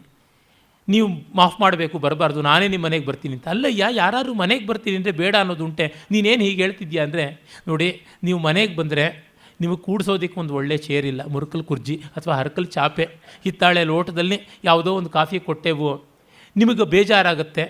ನಾನು ಇವನು ಬಡತನ ಹೋಗಲಾಡಿಸೋದಕ್ಕೆ 10 ಪ್ರಯತ್ನ ಮಾಡಿದ್ದೆ, ಒಂದೂ ಇವನು ಕೇಳಲಿಲ್ವೇ, ಅವಿವೇಕಿ ಅಂತ ಅಂದ್ಕೋತಾರೆ. ನಿಮಗೆ ಬೇಸರ ಆಗುತ್ತೆ. ಅದಕ್ಕೆ ಹೌದು, ನೀನು ಅದೇ ಥರ ಮೊಂಡುತನ ಮಾಡ್ತಕ್ಕಂಥವನು, ನನಗೆ ಗೊತ್ತು ಅಂತ ಸುಮ್ಮನಾದ್ರಂತೆ. ಯಾವ ಮಟ್ಟದಲ್ಲಿ ಈ ವಿಶ್ವಾಸಗಳು, ಗೌರವಗಳು. ಅದೇ ಡಿ ವಿ ಜಿ ಮದ್ರಾಸಿನ ದೊಡ್ಡ ನ್ಯಾಯವಾದಿಯಾದವರು, ಉತ್ತರೋತ್ತರ ಗವರ್ನರ್ ಕೂಡ ಆದಂತಹ ಶಿವಸ್ವಾಮಿ ಅಯ್ಯರ್ ಅವರು ಡಿ ವಿ ಜಿಯವ್ರ ಮನೆಗೆ ಬರಬೇಕು ಅಂತ ಅಪೇಕ್ಷೆ ಪಟ್ಟರಂತೆ. ನೋಡಯ್ಯ, ನಾನು ನಿಮ್ಮ ಮನೆಗೆ ಬರಬೇಕು ಅಂತ ಅಪೇಕ್ಷೆ ಇದೆ ಅಂತ. ಸಂತೋಷವಾಗಿ ಬನ್ನಿ ಅಂದ್ರಂತೆ. ಅಯ್ಯ, ನಾನು ತುಂಬ ಸ್ಥೂಲಕಾಯ, ವಯಸ್ಸಾದವನು, ಹೇಳಿ ಕೇಳಿ ಬೃಹಚ್ಚರಣ ನನ್ನ ಪಂಗಡ, ಅಯ್ಯರ್ ಪಂಗಡದಲ್ಲಿ. ನನ್ನ ಕಾಲು ನೋಡು, 12 ಅಂಗುಲ ಪಾದ ನಂದು ಅಂತ ಹೇಳ್ಬಿಟ್ಟು, ನಿನ್ನ ಮನೆಯೇನೋ ಮೆಟ್ಲು ತುಂಬ ಕಡಿದು ರಸ್ತೆಯಿಂದ ಹತ್ಕೊಂಡು ಹೋಗಬೇಕು, ಅಕಸ್ಮಾತ್ ನಾನು ಬಿದ್ದರೆ ನಿನಗೆ ಬ್ರಹ್ಮತ್ಯ ದೋಷ ಬಂದುಬಿಟ್ಟಿತ್ತು, ನಿನ್ನ ಮೇಲೆ ಅಪಖ್ಯಾತಿ ಬಂದಿತ್ತು, ಅದಕ್ಕೋಸ್ಕರವಾಗಿ ಅಳಕು ಅಂತಂದ್ರಂತೆ. ನೀವು ಬರೋದಿದ್ದರೆ ಅದಕ್ಕಿಂತ ಭಾಗ್ಯನ, ನಿಮ್ಮ ಕಾಲಿನ ಅಳತೆ ಕೊಡಿ ಅಂತ ಹೇಳ್ಬಿಟ್ಟು ಅವರ ಚಪ್ಪಲಿನ ತೆಗೆಸಿ ಅದರ ಅಳತೆ ತೊಗೊಂಡು 3 ಅಂಗುಲಕ್ಕಿಂತ ಎತ್ತರ ಇಲ್ಲದೆ ಇರತಕ್ಕಂಥ 15 ಅಂಗುಲ ಅಗಲ ಇರತಕ್ಕಂಥ ವಿಶಾಲವಾದ ಮೆಟ್ಲುಗಳನ್ನು ಅವ್ರ ಮನೆಯಿಂದ ಬಾಗಿಲವರೆಗೂ ಹಾಕಿಸ್ಕೊಟ್ರಂತೆ, ರಸ್ತೆಯಿಂದ. ಆಮೇಲೆ ಅವರು ಬಂದರು. ಗೋಖಲೆನಲ್ಲೂ ಕೂಡ ಬಾಗಿಲ ಹತ್ರನೇ ಮೆಟ್ಲು ಚಿಕ್ಕದಾಗಿದೆ, ಕಲ್ಲಿನಲ್ಲಿ ಮೊದಲಿತ್ತು ಮೆಟ್ಲು, ಅದೇ ಥರ ಈಗಲೂ ಮಾಡಿರೋದು ಡಿ ವಿ ಜಿಯವ್ರ ಸ್ಮರಣೆಗೆ. ಆ ಮೆಟ್ಲನ್ನು ಡಿ ವಿ ಜಿಯವ್ರು ಹತ್ತುತ್ತಾ ಅವ್ರಿಗೆ ಹತ್ತೋದಕ್ಕೆ ಸುಲಭವಾಗಲಿ ಅಂತ ಆ ರೀತಿ ಮೆಟ್ಲಿದ್ದಿದ್ದು, 3 ಅಂಗುಲದ್ದೇನೆ. ಯಶ ಏಕಪದಾಭವ ವಿಷ್ಣುತ್ವಾಮನ್ವೇತು ರಾಯಸ್ಪೋಷಾಯ ದ್ವಿಪದಾಭವ ವಿಷ್ಣುತ್ವಾಮನ್ವೇತು ಅಂತ ಸಪ್ತಪದಿ ಮಂತ್ರಗಳನ್ನು ಹೇಳ್ಕೊಂಡು ಬರ್ತಾ ಇದ್ರಂತೆ. ಸೆನ್ಸ್ ಆಫ್ ಹ್ಯೂಮರ್ ಅಂದರೆ ಆ ರೀತಿಯಾದದ್ದು, ಆ ಬಗೆಯಲ್ಲಿ ಇದ್ದದ್ದು, ಸೌಂದರ್ಯವನ್ನು, ಸಾಹಿತ್ಯವನ್ನು ಹಾಗೆ ಕಂಡುಕೊಂಡದ್ದು. ಕಂದ ವೃತ್ತ ಇತ್ಯಾದಿಗಳ ರಚನೆ ಅಂದರೆ ಡಿ ವಿ ಜಿಯವರ ಆ ರೀತಿಯಾದ ಕಂದ ವೃತ್ತಗಳ ರಚನೆ ಈಚಿನ ಕನ್ನಡ ಸಾಹಿತ್ಯದಲ್ಲಿ ಯಾರೂ ಮಾಡಲೇ ಇಲ್ಲ. ರಂಗನಾಥ್ ಶರ್ಮರಂತೂ ಹೇಳ್ತಾನೆ ಇರ್ತಾರೆ, ಕಂದ ಪದ್ಯ ಅಂದರೆ ಡಿ ವಿ ಜಿಯವರು ಎತ್ತಿದ ಕೈ ಅಂತ. ಅವ್ರು ಯಾವಾಗ ಕಂದ ಪದ್ಯ ಬರೆದಿದ್ದು, ಕೋಲಾರದಲ್ಲಿ ಮಿಡ್ಲ್ ಸ್ಕೂಲ್ ಓದ್ತಾ ಇದ್ದಾಗ ಬರೆದಿದ್ದು. ಒಮ್ಮೆ ಕೋಲಾರದಲ್ಲಿ ಮಿಡ್ಲ್ ಸ್ಕೂಲ್ ಓದ್ತಿದ್ದಾಗ ಅವರ ಮೇಷ್ಟ್ರು ಹನುಮಂತರಾಯರನ್ನ ಇವ್ರು ಕೇಳಿದ್ರಂತೆ, ಕಂದ ಪದ್ಯ ಬರೆಯೋದು ಹೇಗೆ ಅಂತ. ಸ್ವಲ್ಪ ವಯಸ್ಸಾದ ಮೇಲೆ ತಾನಾಗೆ ಅನುಭವ ಬರುತ್ತೆ ಆಗುತ್ತೆ ಅಂತ ಗೇಲಿ ಮಾಡಿದ್ರಂತೆ. ಇವರು ಬಿಡಲಿಲ್ಲ. ಗಣಪತಿ ಹಬ್ಬ ಬಂತು, ಅಷ್ಟೊತ್ತಿಗೆ ಕಂದ ಪದ್ಯ ಬರೆಯೋದು ಹೇಗೆ ಅಂತ ತಗೊಂಡು ಕಂದ ವೃತ್ತ ಎಲ್ಲವನ್ನೂ ಬರೆದ್ರು. ಅದು ಮತ್ತೆ ಅವ್ರು ಯಾವುದೋ ಒಂದು 12 ವಯಸ್ಸಿನಲ್ಲಿ ಬರೆದಂಥ ಕಂದ ವೃತ್ತಗಳನ್ನು ಜ್ಞಾಪಕ ಚಿತ್ರಶಾಲೆಯ ರಚನೆಯ ಕಾಲದಲ್ಲಿ ಕೂಡ ಜ್ಞಾಪಕ ಇಟ್ಕೊಂಡು ಡಿಕ್ಟೇಟ್ ಮಾಡಿದ್ದಾರೆ. ಅಂದರೆ ಅವರು ಜ್ಞಾಪಕ ಚಿತ್ರಶಾಲೆಯಲ್ಲಿ ಬರೆಯುವಷ್ಟೊತ್ತಿಗೆ ಅವರಿಗೆ 70 ವರ್ಷದ ಕಡಿಮೆ ಇಲ್ಲದೆ ಆಗಿತ್ತು. ಅಂದರೆ 60 ವರ್ಷದ ಹಿಂದಿನ ಪದ್ಯ ಯಾವುದೋ ಬರೆದಿದ್ದನ್ನು ಜ್ಞಾಪಕ ಇಟ್ಕೊಂಡಿದ್ರು. ಅವರ ನೆನಪಿನ ಶಕ್ತಿಯೂ ತುಂಬ ಅಸಾಧಾರಣವಾದದ್ದು, ಫೆನಾಮಿನಲ್ ಆದಂಥದ್ದು. ಆದರೂ ಅವ್ರು ಹೇಳ್ತಾರೆ, ನನ್ನ ಜ್ಞಾಪಕ ಸಾಲದು, ಅಭಾವ ದೇವತೆಯ ಪ್ರಜೆ ನಾನು ಅಂತೆಲ್ಲ ಹೇಳ್ಬಿಟ್ಟು ಅಂದ್ಕೋತಾರೆ. ಹೀಗೆ ಪಾಂಡಿತ್ಯ ಮತ್ತು ಬದುಕು, ಪ್ರತಿಭೆ ಮತ್ತು ಜೀವನ ಒಟ್ಟೊಟ್ಟಿಗೆ ಹೋಗುವಂಥದ್ದನ್ನು ನೋಡ್ತೀವಿ. ಮತ್ತು ಸ್ನೇಹ ವಿಶ್ವಾಸಗಳನ್ನು ಅಷ್ಟೇ, ಅಷ್ಟು ಚೆನ್ನಾಗಿ ಅವರು ರೂಪಿಸಿಕೊಂಡು ಬಂದಂಥವ್ರು. ಭರತನ ಬಗ್ಗೆ, ರಾಮನ ಬಗ್ಗೆ ಅವರು ಎದೆಷ್ಟು ಪ್ರೀತಿ ಇಟ್ಕೊಂಡಿದ್ರು, ನಂದನ ಬಗ್ಗೆ, ಹನುಮಂತನ ಬಗ್ಗೆ ಆ ರೀತಿಯಾದ ಪ್ರೀತಿಯನ್ನು ಪ್ರತಿಯೊಬ್ಬ ಜನಜೀವನದ ಎಲ್ಲ ವ್ಯಕ್ತಿಗಳ ಜೊತೆ ಕೂಡ ಇಟ್ಕೊಂಡಿದ್ದು ಕಾಣಿಸುತ್ತೆ. ತೀನಂ ಶ್ರೀಕಂಠಯ್ಯನವರ ಬಗ್ಗೆ ಹೇಳಿದೆ, ಅವರು 15 ನಿಮಿಷದ ಭಾಷಣಕ್ಕೆ 1 ವಾರ ಸಮಯ ಬೇಕು ಅಂತ. ಅವರು ಕನ್ನಡ ಸಾಹಿತ್ಯ ಪರಿಷತ್ತಿನ ನಿಘಂಟುವಿನ ಕಚೇರಿಯಲ್ಲಿ ಪ್ರಧಾನ ಸಂಪಾದಕರಾಗಿ ಇದ್ದರು. ಆಗ ಡಿ ವಿ ಜಿಯವರ ಹತ್ರ ಒಮ್ಮೆ ಬಂದರು, ಯಾವುದೋ ಮಾತು ಆಡೋದಕ್ಕೆ. ರಾಮಸ್ವಾಮಿಯವರು ಈ ಪ್ರಸಂಗ ಉಲ್ಲೇಖ ಮಾಡಿದ್ದಾರೆ, ಇಲ್ಲೂ ಇದೆ. ಆಗ ಡಿ ವಿ ಜಿ ಹೇಳಿದ್ರಂತೆ, ಎಲ್ಲ ಸರಿಯಪ್ಪ, ಈ ಕೆಲವು ಪದಗಳು ಸರಿಯಾಗಿರೋಲ್ಲ ಅಂತ. ಇವರು ತೀನಂ ಶ್ರೀಕಂಠಯ್ಯನವರು, ನೋಡಿ ಕನ್ನಡದಲ್ಲಿ ಸಂಸ್ಕೃತ ಪದಗಳು ಜಾಸ್ತಿ ಆಗಿಬಿಟ್ವು, ಆರ್ಥಿಕ ಅಂತ ಯಾಕೆ ಅನ್ನಬೇಕು, ಹಣಕಾಸು ಅಂದರೆ ಸಾಕಾಗೋದಿಲ್ವೇ, ಈ ಥರ ಏನೋ ಹೇಳ್ತಾ ಬಂದರು. ಹೌದು, ಈ ಆರ್ಥಿಕ, ನೈತಿಕ, ಭೌತಿಕ ಇವೆಲ್ಲ ನೋಡಿ ತಿಕಾಂತ ಶಬ್ದಗಳು ಒಳ್ಳೆಯವಲ್ಲ ಅಂತೆಲ್ಲ ಡಿ ವಿ ಜಿ ತಮಾಷೆ ಮಾಡಿಬಿಟ್ರು. ಆಮೇಲೆ ತೀನಂ ಶ್ರೀಕಂಠಯ್ಯನವರಿಗೆ ಒಂದು ಎಚ್ಚರ ಕೂಡ, ಈ ಥರದ ಶಬ್ದಗಳು ಬರಬೇಕು, ಸರಳವಾದ ಶಬ್ದಗಳೇ ಇರಬೇಕು ಅಂದರೆ ಭಾಷೆ ಬೆಳೆಯೋದಿಲ್ಲ ಅನ್ನುವಂಥದ್ದು ಒಂದು. ಈ ಥರ ಇರುತ್ತವೆ ವಿಕಾರಗಳು, ಏನು ಮಾಡೋದಕ್ಕೆ ಸಾಧ್ಯ, ಬಳಸ್ಕೊಳ್ಬೇಕಾಗುತ್ತೆ ಅನ್ನುವಂಥದ್ದು ಅವರ ದೃಷ್ಟಿ. ಇಂದು ಬೆಳಗ್ಗೆ ನಮ್ಮ ಎಸ್ ಶಂಕರ್ ಅವರು, ನಾಳೆ ಇಲ್ಲಿಯೇ ಗೀತಶಾಕುಂತಲದ ವಿನಿಕೆ ಇದೆ, ಗೀತಶಾಕುಂತಲದ ಕೆಲವು ಗೀತೆಗಳ ಪದಗಳು ಏನು ಅಂತ ಅನ್ನುವಂಥದ್ದು ಅರ್ಥದ ಬಗ್ಗೆ ನನಗೆ ಫೋನಲ್ಲಿ ಕೇಳ್ತಾ ಇದ್ದರು. ಏನು ಪದಪ್ರಯೋಗ, ಏನು ಪ್ರೌಢಿಮೆ, ಏನು ಸೊಗಸು. ಒಂದು ಕಡೆ ಅವರು ತಮ್ಮ ಶೃಂಗಾರ ಮಂಗಳಂ ಅನ್ನೋ ಕವಿತೆಯಲ್ಲಿ ಲೈಂಗ ಕಿಣ್ವಂ ಅಂತ ಒಂದು ಪದಪ್ರಯೋಗ ಮಾಡ್ತಾನೆ. ಕನ್ನಡದಲ್ಲಿ ಅದು ಒಂದೇ ಪದಪ್ರಯೋಗ ಆ ಥರ ಇರತಕ್ಕಂಥದ್ದು. ಆ ರೀತಿಯಾದದ್ದು ಎಷ್ಟೊಂದು ಸಾರ. ಋತಪೂರ್ಣಿಮೆಯೋ ಮಂಕೋತಿಮ್ಮ ಅಂತ ಒಂದು ಕಡೆ ಬಳಸ್ತಾರೆ, ಋತಪೂರ್ಣಿಮಾ ಅದು ಅವರೇ ಬಳಸಿರ್ತಕ್ಕಂಥ ಶಬ್ದ. ಈ ಥರದ್ದು ಬೇಕಾದಷ್ಟು ಉಂಟು. ಅಕ್ಷಪಾದ ಅನ್ನೋದಕ್ಕೆ ನೆಕೃತಾಕ್ಷಿ ಅಂತ ಬಳಸ್ತಾರೆ ಮರುಳಮುನಿಯನ ಕಗ್ಗದಲ್ಲಿ. ಲುಕ್ರೀಶಿಯಸ್ಸನ ಪ್ರಕೃತಿ ಪ್ರಳಯವಾದ, ನೆಕೃತಾಕ್ಷೀಯವಾದ ಸ್ವೀಕೃತಾತ್ಮನದು, ವಿಸ್ಮೃತಾತ್ಮನದು, ಸ್ವೀಕೃತಾಮರ್ತ್ಯ ಪಾರಮ್ಯ ದೃಗ್ವಾದವದು ಸಾಕ್ರಟೀಸನವಾದ ಮಂಕುತಿಮ್ಮ ಅಂತ. ಪ್ರಾಸಕ್ಕೋಸ್ಕರವಾಗಿ ಒಂದು ಹೊಸ ಶಬ್ದ ನೆಕೃತ ಅಕ್ಷಿ. ನೆಕೃತ್ ಅಂದರೆ ಕಾಲಿಗೆ ಕೆಳಕ್ಕೆ ಇಡಲ್ಪಟ್ಟಂಥ, ನಿಕೃತ ನೆಕೃತವಾದ ಅಕ್ಷಿ ಕಣ್ಣುಳ್ಳವನು, ಅಂದರೆ ಕೆಳಗೆ ಮಾಡಲ್ಪಟ್ಟ ಕಣ್ಣುಳ್ಳವನು, ಅಕ್ಷಪಾದ ಅನ್ನುವ ಅರ್ಥ. ಈ ಥರದ ಹೊಸ ಶಬ್ದಗಳನ್ನು ಎಷ್ಟನ್ನು ಅವರು ಸೃಷ್ಟಿ ಮಾಡಬಲ್ಲವರಾಗಿದ್ದರು. ಅಂಥ ಶಬ್ದ ಬ್ರಹ್ಮ ಅವರು. ಆಮೇಲೆ ತೀನಂ ಶ್ರೀಕಂಠಯ್ಯನವರು ಕೆಲವು ದಿವಸ ಆದಮೇಲೆ ಬಂದರು. ಡಿ ವಿ ಜಿ ಅವರಿಗೆ ಪೈಲ್ಸ್ ಕಂಪ್ಲೇಂಟು, ಒದ್ದಾಡ್ತಿದ್ರು. ಹೇಗಿದ್ದೀರಾ ಅಂದರೆ ಈ ಥರ ಇದ್ದೀನಿ ಅಂದರೆ, ಆ ಪದಗಳ ಸುದ್ದಿಗೆ ಯಾಕೆ ಹೋದರೆ ಸರಿಯಾದ ಜಾಗದಲ್ಲೇ ಅವು ಅಟಕಾಯಿಸಿದ್ವು ಅಂತಂದ್ರಂತೆ. ರಾಮಸ್ವಾಮಿಯವರೇ ದಾಖಲೆ ಮಾಡಿರೋದು ಇಲ್ಲಿ ಬಳಸ್ಕೊಂಡಿರುವಂಥ ಮತ್ತೊಂದು ಪ್ರಕರಣ, ಆನಂದ ಮಾರ್ಗಿಗಳು ಅಂತ ಒಂದಷ್ಟು ಈ ಬೇರೆ ಬೇರೆ ತತ್ವ, ಅಧ್ಯಾತ್ಮ, ಯೋಗ ಈ ರೀತಿಯಾದ ಒಂದು ಪಂಥ ಇತ್ತು. ಆಗ ಪ್ರಭಾರಂಜನ್ ಸರ್ಕಾರ ಅಂತಲೂ ಯಾರೋ ಅದರ ಸ್ಥಾಪಕರು, ಅಲ್ಲಿ ಕಾರ್ಯಕರ್ತರು ಯಾರೋ ಬಂದು ಡಿ ವಿ ಜಿಯವ್ರನ್ನ ನಮ್ಮಲ್ಲಿ ಒಂದು ಭಾಷಣಕ್ಕೆ ಬನ್ನಿ ಅಂದ್ರಂತೆ. ನನಗೆ ಆರ್ಥರೈಟಿಸು ಇತ್ಯಾದಿ ಪ್ರಾಬ್ಲಮ್ಸ್ ತುಂಬ ಇವೆಯಪ್ಪ, ಆಗೋಲ್ಲ ಅನ್ನತ್ತೆ. ಮತ್ತೆ ಮತ್ತೆ ಕೇಳ್ತಾ ಇದ್ರಂತೆ. ಆಗ ಹೇಳಿದ್ರಂತೆ, just as your spiritual experiences are your own indescribable, so is my arthritis indescribable my own ಅಂತಂದ್ರಂತೆ. ಅಂದರೆ ಆತ್ಮಾನುಭವ ಅನ್ನೋದು ಆ ತರಹ. ಇನ್ನೊಮ್ಮೆ ವಿ ಸೀತಾರಾಮಯ್ಯನವರು ಹೇಗಿದ್ದೀರಿ ಅಂತ ಕೇಳಿದಾಗ, ಭಾವಿತ ಪ್ರಾರಬ್ಧ ಕರ್ಮಫಳ ಆವಲಿಯನ್ ಅನುಭವಿಸುತ್ತ ದೇಹಾವಸಾನವ ನೀಕ್ಷಿಸುತ್ತೇವೆಂದನಾ ಪಾರ್ಥ ಅಂತ ಕುಮಾರವ್ಯಾಸನ ಪದ್ಯ ಹೇಳಿದ್ರಂತೆ. ದೇಹಾವಸಾನವನ್ನು ಈಕ್ಷಿಸ್ತಾ ಇದ್ದೀವಿ ಅಂತ. ಅದೇನು ಬಿಡಿ, ಏನು ಕೆಲಸ ತಾನಾಗ ಆಗುತ್ತಲ್ಲ ಅನ್ನತ್ತೆ, ಈಕ್ಷಿಸೋದು ಇದೆಯಲ್ಲ ಕೆಲಸ ಅಂದಂತೆ. ಇದು ಬಹಳ ಗಂಭೀರವಾದದ್ದು ಕೂಡ. ಯಾಕೆಂದರೆ ಜೀವನ್ಮುಕ್ತನಾದವನಿಗೆ ತನ್ನ ದೇಹವೂ ಬೇರೆ ಅಂತಾದಾಗ ದೇಹಪಾತವನ್ನು ನೋಡ್ತಾನೆ. ಭರ್ತೃರು ಹೇಳ್ತಾನಲ್ಲ, ಮಾತರಂ ಮೇದಿನಿ ತಾತ ಮಾರುತ ಸಖೇ ತೇಜಃ ಸುಬಂಧೋ ಜಲ ಭ್ರಾತರ್ವ್ಯೋಮ ನಿಬದ್ಧ ಏಷ ಭವತಾಂ ಅಂತ್ಯಪ್ರಣಾಮಂಜಲಿ ಯುಷ್ಮತ್ಸಂಗ ವಶೋಪಜಾತ ಸುಕೃತ ಸ್ಫಾರಸ್ ಪುರನ್ನಿರ್ಮಲಜ್ಞಾನಾಪಸ್ಥ ಸಮಸ್ತ ಮೋಹ ಮಹಿಮಾ ಲೀಯೇ ಪರಬ್ರಹ್ಮಣಿ. ಪಂಚಭೂತಗಳೇ ನಿಮ್ಮ ಶೇರ್ಸ್ ವಾಪಸ್ ತಗೊಳ್ಳಿ, ನೀವೆಲ್ಲ ಸೇರಿ ಒಂದು ದೇಹ ಆಯಿತು. ಈ ದೇಹ ಆದ್ದರಿಂದ ಕರ್ಮ, ಕರ್ಮದಿಂದಾಗಿ ಚಿತ್ತಶುದ್ಧಿ, ಚಿತ್ತಶುದ್ಧಿಯಿಂದ ಜ್ಞಾನಪ್ರಾಪ್ತಿ, ಜ್ಞಾನಪ್ರಾಪ್ತಿಯಿಂದ ಜೀವನ್ಮುಕ್ತಿ, ಇದೀಗ ವಿದೇಹ ಮುಕ್ತಿ. ನಿಮ್ಮ ಶೇರ್ ನೀವು ವಾಪಸ್ ತಗೊಳ್ಳಿ, ನಾನು ನಿರೀಹನಾಗಿ ಕೇವಲ ಆಗ್ತೀನಿ, ನಾನು ಜೀವನ್ಮುಕ್ತಿಯಿಂದ ವಿದೇಹ ಮುಕ್ತಿಯನ್ನು ಪಡಿತಾ ಇದ್ದೀನಿ ಅಂತ. ಈ ಮಟ್ಟದಲ್ಲಿ ದೇಹಾವಸಾನವನ್ನು ನೋಡುವುದು ಅಂದರೆ ನನ್ನದಲ್ಲ ಅಂತ ನೋಡುವಂಥದ್ದು ಅಂತ. ಒಂದು ವಿನೋದದ ಒಳಗೆ ಇಷ್ಟು ದೊಡ್ಡ ಅಧ್ಯಾತ್ಮವನ್ನು ಇಡಬಲ್ಲಂಥವರು. ಈ ಕಾರಣದಿಂದಲೇ ಅವ್ರು ಹೇಳ್ತಾರೆ ಮಂಕುತಿಮ್ಮನ ಕಗ್ಗದಲ್ಲಿ, ಮೋಕ್ಷದೊಳ ಮತ್ಯಾಶೆ ಒಳಿತಲ್ಲ ಲಕ್ಷ್ಯ ತಪ್ಪದೆ ಚರಿಸು ಸಾಮಾನ್ಯ ಧರ್ಮಗಳ ಮೋಕ್ಷ ಸ್ವತಃಸಿದ್ಧ ಮಂಕುತಿಮ್ಮ. ಸಾಮಾನ್ಯ ಧರ್ಮಗಳನ್ನು ಸರಿಯಾಗಿ ಮಾಡಿದರೆ ಮೋಕ್ಷ ಸ್ವತಃಸಿದ್ಧವಾಗುತ್ತದೆ, ಯಾವ ಪ್ರಯತ್ನವನ್ನೂ ಮಾಡಬೇಕಾಗಿಲ್ಲ ಅನ್ನುವಂಥದ್ದು ಕಾಣಿಸುತ್ತೆ. ಅವರ ಕಾವ್ಯದಲ್ಲಿ ಬಹಳ ಮಾರ್ಮಿಕವಾದದ್ದು, ಹೃದಯಂಗಮವಾದಂಥದ್ದು, ತುಂಬ ಮನಸ್ಸಿಗೆ ಮುಟ್ಟುವಂಥ ಕವಿತೆಗಳನ್ನು ಒಳಗೊಂಡ ಒಂದು ಪ್ರಸಿದ್ಧವಾದ ಕವನ ಸಂಕಲನ ಅಂದರೆ ನಿವೇದನ. ಅದರೊಳಗೂ ನಿವೇದನದ ಮೊದಲನೆಯ ಪದ್ಯ ಯಾವುದಿದೆ, ಮೇಲೆ ನೋಡೆ ಕಣ್ಣ ತಣಿಪ ನೀಲ ಪಟದಿ ವಿವಿಧ ರೂಪ ಜಾಲಗಳನ್ನು ಬಣ್ಣಿಸಿರ್ಪ ಚಿತ್ರ ಚತುರನಾರ್ ಕಾಲದಿಂದೆ ಮಾಸದ ವಿಚಿತ್ರ ವೆಸಪನಾರ್.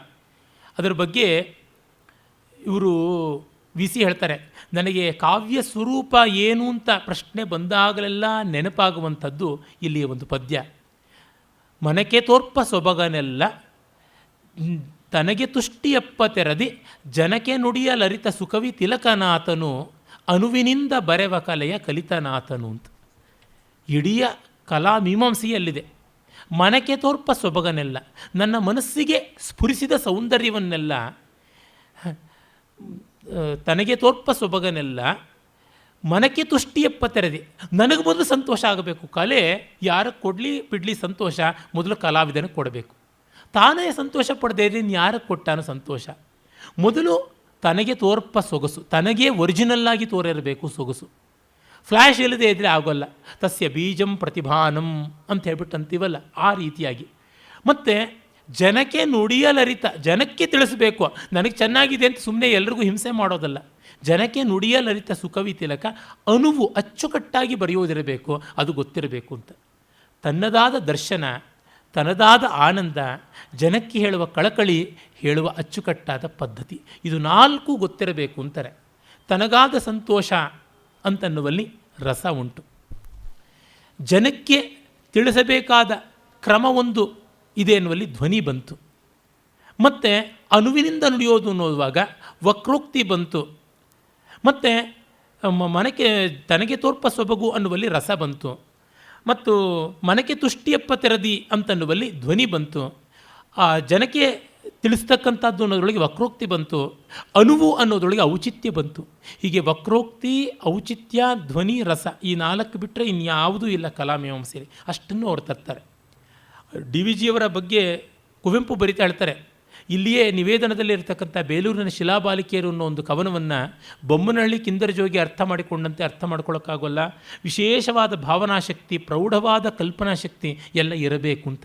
ಹೀಗೆ ಸಮಕಾಲೀನ ವಿಮರ್ಶಕರು, ಕವಿಗಳು, ಶ್ರೇಷ್ಠರೂ ಆದಂಥ ಇಬ್ಬರು ಮಹನೀಯರ ಮೆಚ್ಚುಗೆಯನ್ನು ಪಡೆದಂಥ ಕವನ ಸಂಕಲನ.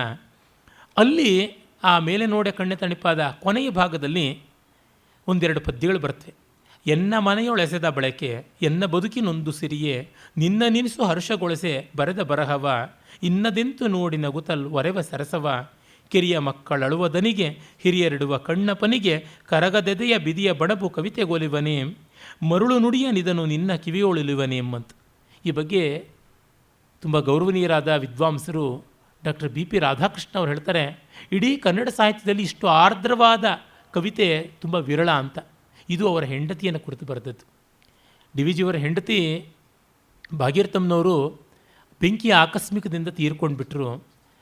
ಆಗ ಅವರು ಆ ಸಂದರ್ಭದಲ್ಲಿ ಬರೆದದ್ದು, ನನ್ನ ಮನೆಯೊಳಗೆ ಬೆಳೆದಂಥ ಬೆಳಕೆ ನನ್ನ ಬದುಕಿನ ಸಿರಿಯೇ ನಿನ್ನನ್ನು ಸ್ವಲ್ಪವಾದರೂ ಸಂತೋಷಗೊಳಿಸಬಹುದು ಅಂತ ಅಂದುಕೊಂಡು ಕವಿತೆಯಲ್ಲಿ ಬರೆದಿದ್ದು. ಈಗ ಇನ್ಯಾರನ್ನು ನೋಡಿ ನಾನು ಇದರ ಸ್ವಾರಸ್ಯವನ್ನು ಹೇಳಿದೆ. ಕಿರಿಯ ಮಕ್ಕಳ ಅಳುವ ದನಿಗೆ, ಅಂದರೆ ಆವಾಗ ಮಕ್ಕಳೆಲ್ಲ ಚಿಕ್ಕವರು, ತಾಯಿ ಮತ್ತು ತಂಗ ಬಿ ಜಿ ಎಲ್ ಸ್ವಾಮಿ ಇವರು 3 ಜನ ಮಕ್ಕಳು.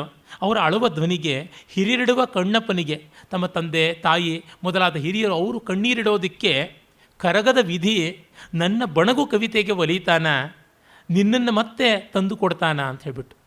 ಅಂದರೆ ನಿಜವಾದ ಮಕ್ಕಳ ಕಣ್ಣೀರು ದೊಡ್ಡವರು ಆತ್ಮೀಯರ ಕಣ್ಣೀರಿಗಿಂತ ನನ್ನ ಕವಿತೆ ಏನು ದೊಡ್ಡದಲ್ಲ ಅನ್ನುವಂಥ ಭಾವ.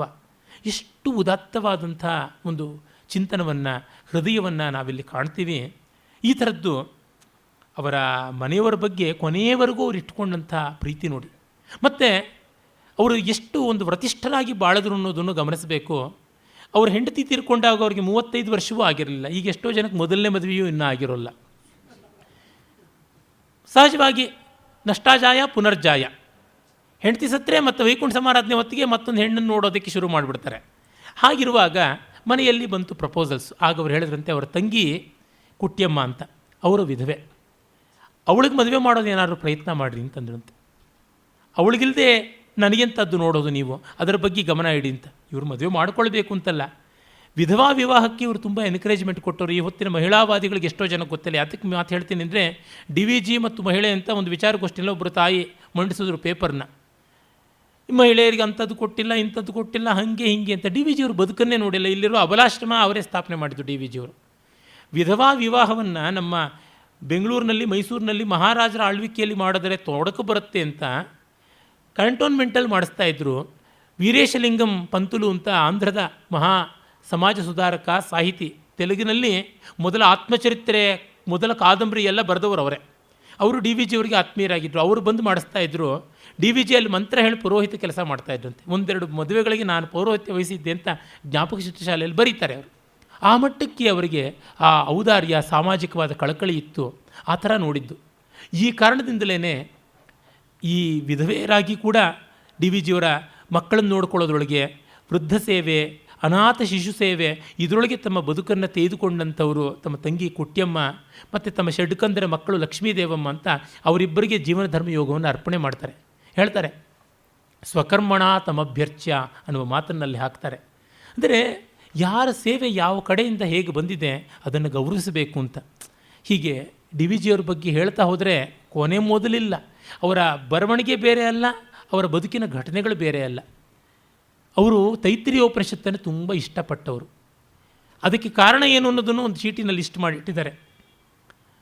ಶ್ರುತಿ ಮಧುರವಾದ ನಾದ, ಅಲ್ಲಿರುವ ಸ್ವರ ಸಂಕ್ರಮ ಅಷ್ಟು ಅದ್ಭುತವಾದದ್ದು, ಮತ್ತು ಜಗತ್ತಿನ ಪರವಾಗಿರುವಂಥದ್ದು, ಅಧ್ಯಾತ್ಮವನ್ನು ಇಟ್ಟುಕೊಂಡ್ರೂ ಜಗತ್ತಿನ ತ್ಯಾಜ್ಯ ಅಂತ ಹೇಳದೇ ಇರತಕ್ಕಂಥದ್ದು, ಮತ್ತು ಸಾಕಲ್ಯವಾದ ತತ್ವದೃಷ್ಟಿ.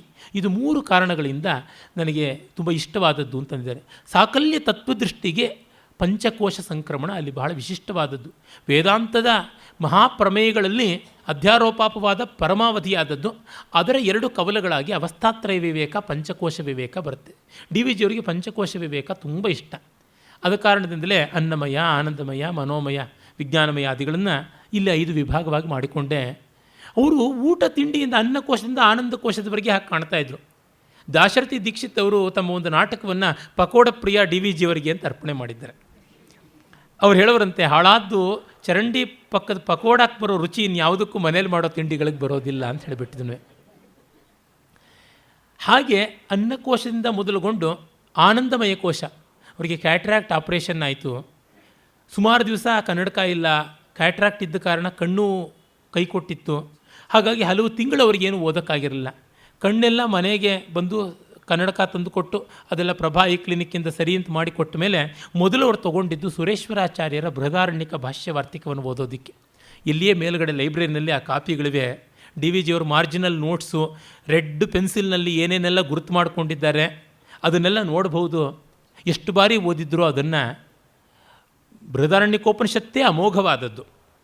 ಅದಕ್ಕೆ ಶಂಕರ ಭಾಷ್ಯ ತುಂಬ ಚೆನ್ನಾಗಿದೆ. ಅದಕ್ಕೂ ವಿಶೇಷವಾಗಿ ಸುರೇಶ್ವರರ ವಾರ್ತಿಕವಂತೂ ಅತ್ಯಮೋಘವಾದದ್ದು. ವೇದಾಂತದಲ್ಲಿ ಅದಕ್ಕಿಂತ ಸುಂದರವಾದ, ಪ್ರೌಢವಾದ, ಸರಸವಾದ ನಿಬಂಧ ಕಾಣೋದಿಲ್ಲ. ಓದ್ತಾ ಎಷ್ಟು ಸೊಗಸಾಗಿ ಬರೆದಿದ್ದಾರಯ್ಯ, ಎಷ್ಟು ದಿವಸ ಆಗಿತ್ತು ಓದಿ ಅಂತಂದ್ರಂತೆ. ರಾಮಸ್ವಾಮಿಯವರು ಬರೀತಾರೆ, ಡಿ ವಿ ಜಿಯವರ ಹೃದಯ ಎಲ್ಲಿತ್ತು ಅಂತ ಗೊತ್ತಾಗುತ್ತೆ ಅಂತ. ಅಲ್ಲಿ ಬರುತ್ತೆ ಆ ಸುಷುಪ್ತಿಯ ಆನಂದದಲ್ಲಿ. ನ ತತ್ರ ಬ್ರಾಹ್ಮಣೋ ಬ್ರಾಹ್ಮಣ ನ ತತ್ರ ಪೋಲ್ಕಸೋ ಪೋಲ್ಕಸಃ ಅತ್ರ ವೇದ. ಇಲ್ಲಿ ಬ್ರಾಹ್ಮಣ ಅಲ್ಲ, ಚಂಡಾಲ ಅಲ್ಲ, ವೇದವಾಗಿಲ್ಲ ಅಂತ.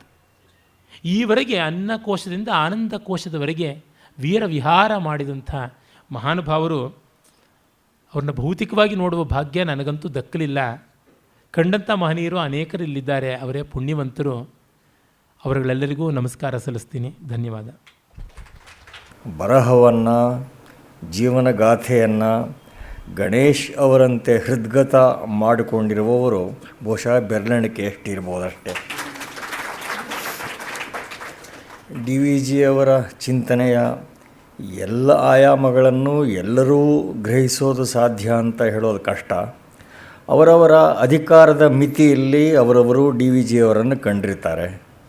ಈ ಹಿನ್ನೆಲೆಯಲ್ಲಿ ಡಿ ವಿ ಜಿಯವರ ಜೀವನವನ್ನು, ಸಾಧನೆಯನ್ನು, ಕೃತಿಗಳನ್ನು ಹೊಸದಾಗಿ ಅವಲೋಕನ ಮಾಡಿದಾಗ ಹೊಸ ಅರ್ಥವಿಸ್ತಾರ ಗೋಚರಿಸುವ ಸಾಧ್ಯತೆ ಸದಾ ಇದ್ದೇ ಇದೆ. ಡಿ ವಿ ಜಿಯವರ ಬಗ್ಗೆ ವಿಪುಲವಾದ ಸಾಹಿತ್ಯ ಬಂದಿದ್ದರೂ ಇನ್ನೊಂದು ಭಂಗ್ಯಂತರದ ಅವಲೋಕನ ಯಾವತ್ತೂ ಲಾಭಕರವೇ ಆಗತ್ತೆ.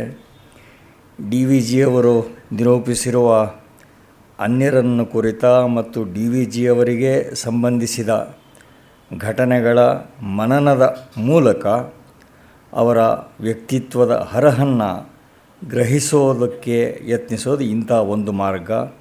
ಈ ಕೆಲಸವನ್ನು ಮಿತ್ರರಾದ ಶತಾವಧಾನಿ ಡಾಕ್ಟರ್ ರಾ ಗಣೇಶ್ ಮಾಡಿದ್ದಾರೆ. ತಮ್ಮೆಲ್ಲರ ಪರವಾಗಿ ಅವರಿಗೆ ನಮನಗಳನ್ನು ಸಲ್ಲಿಸ್ತಾ ಇದ್ದೇನೆ.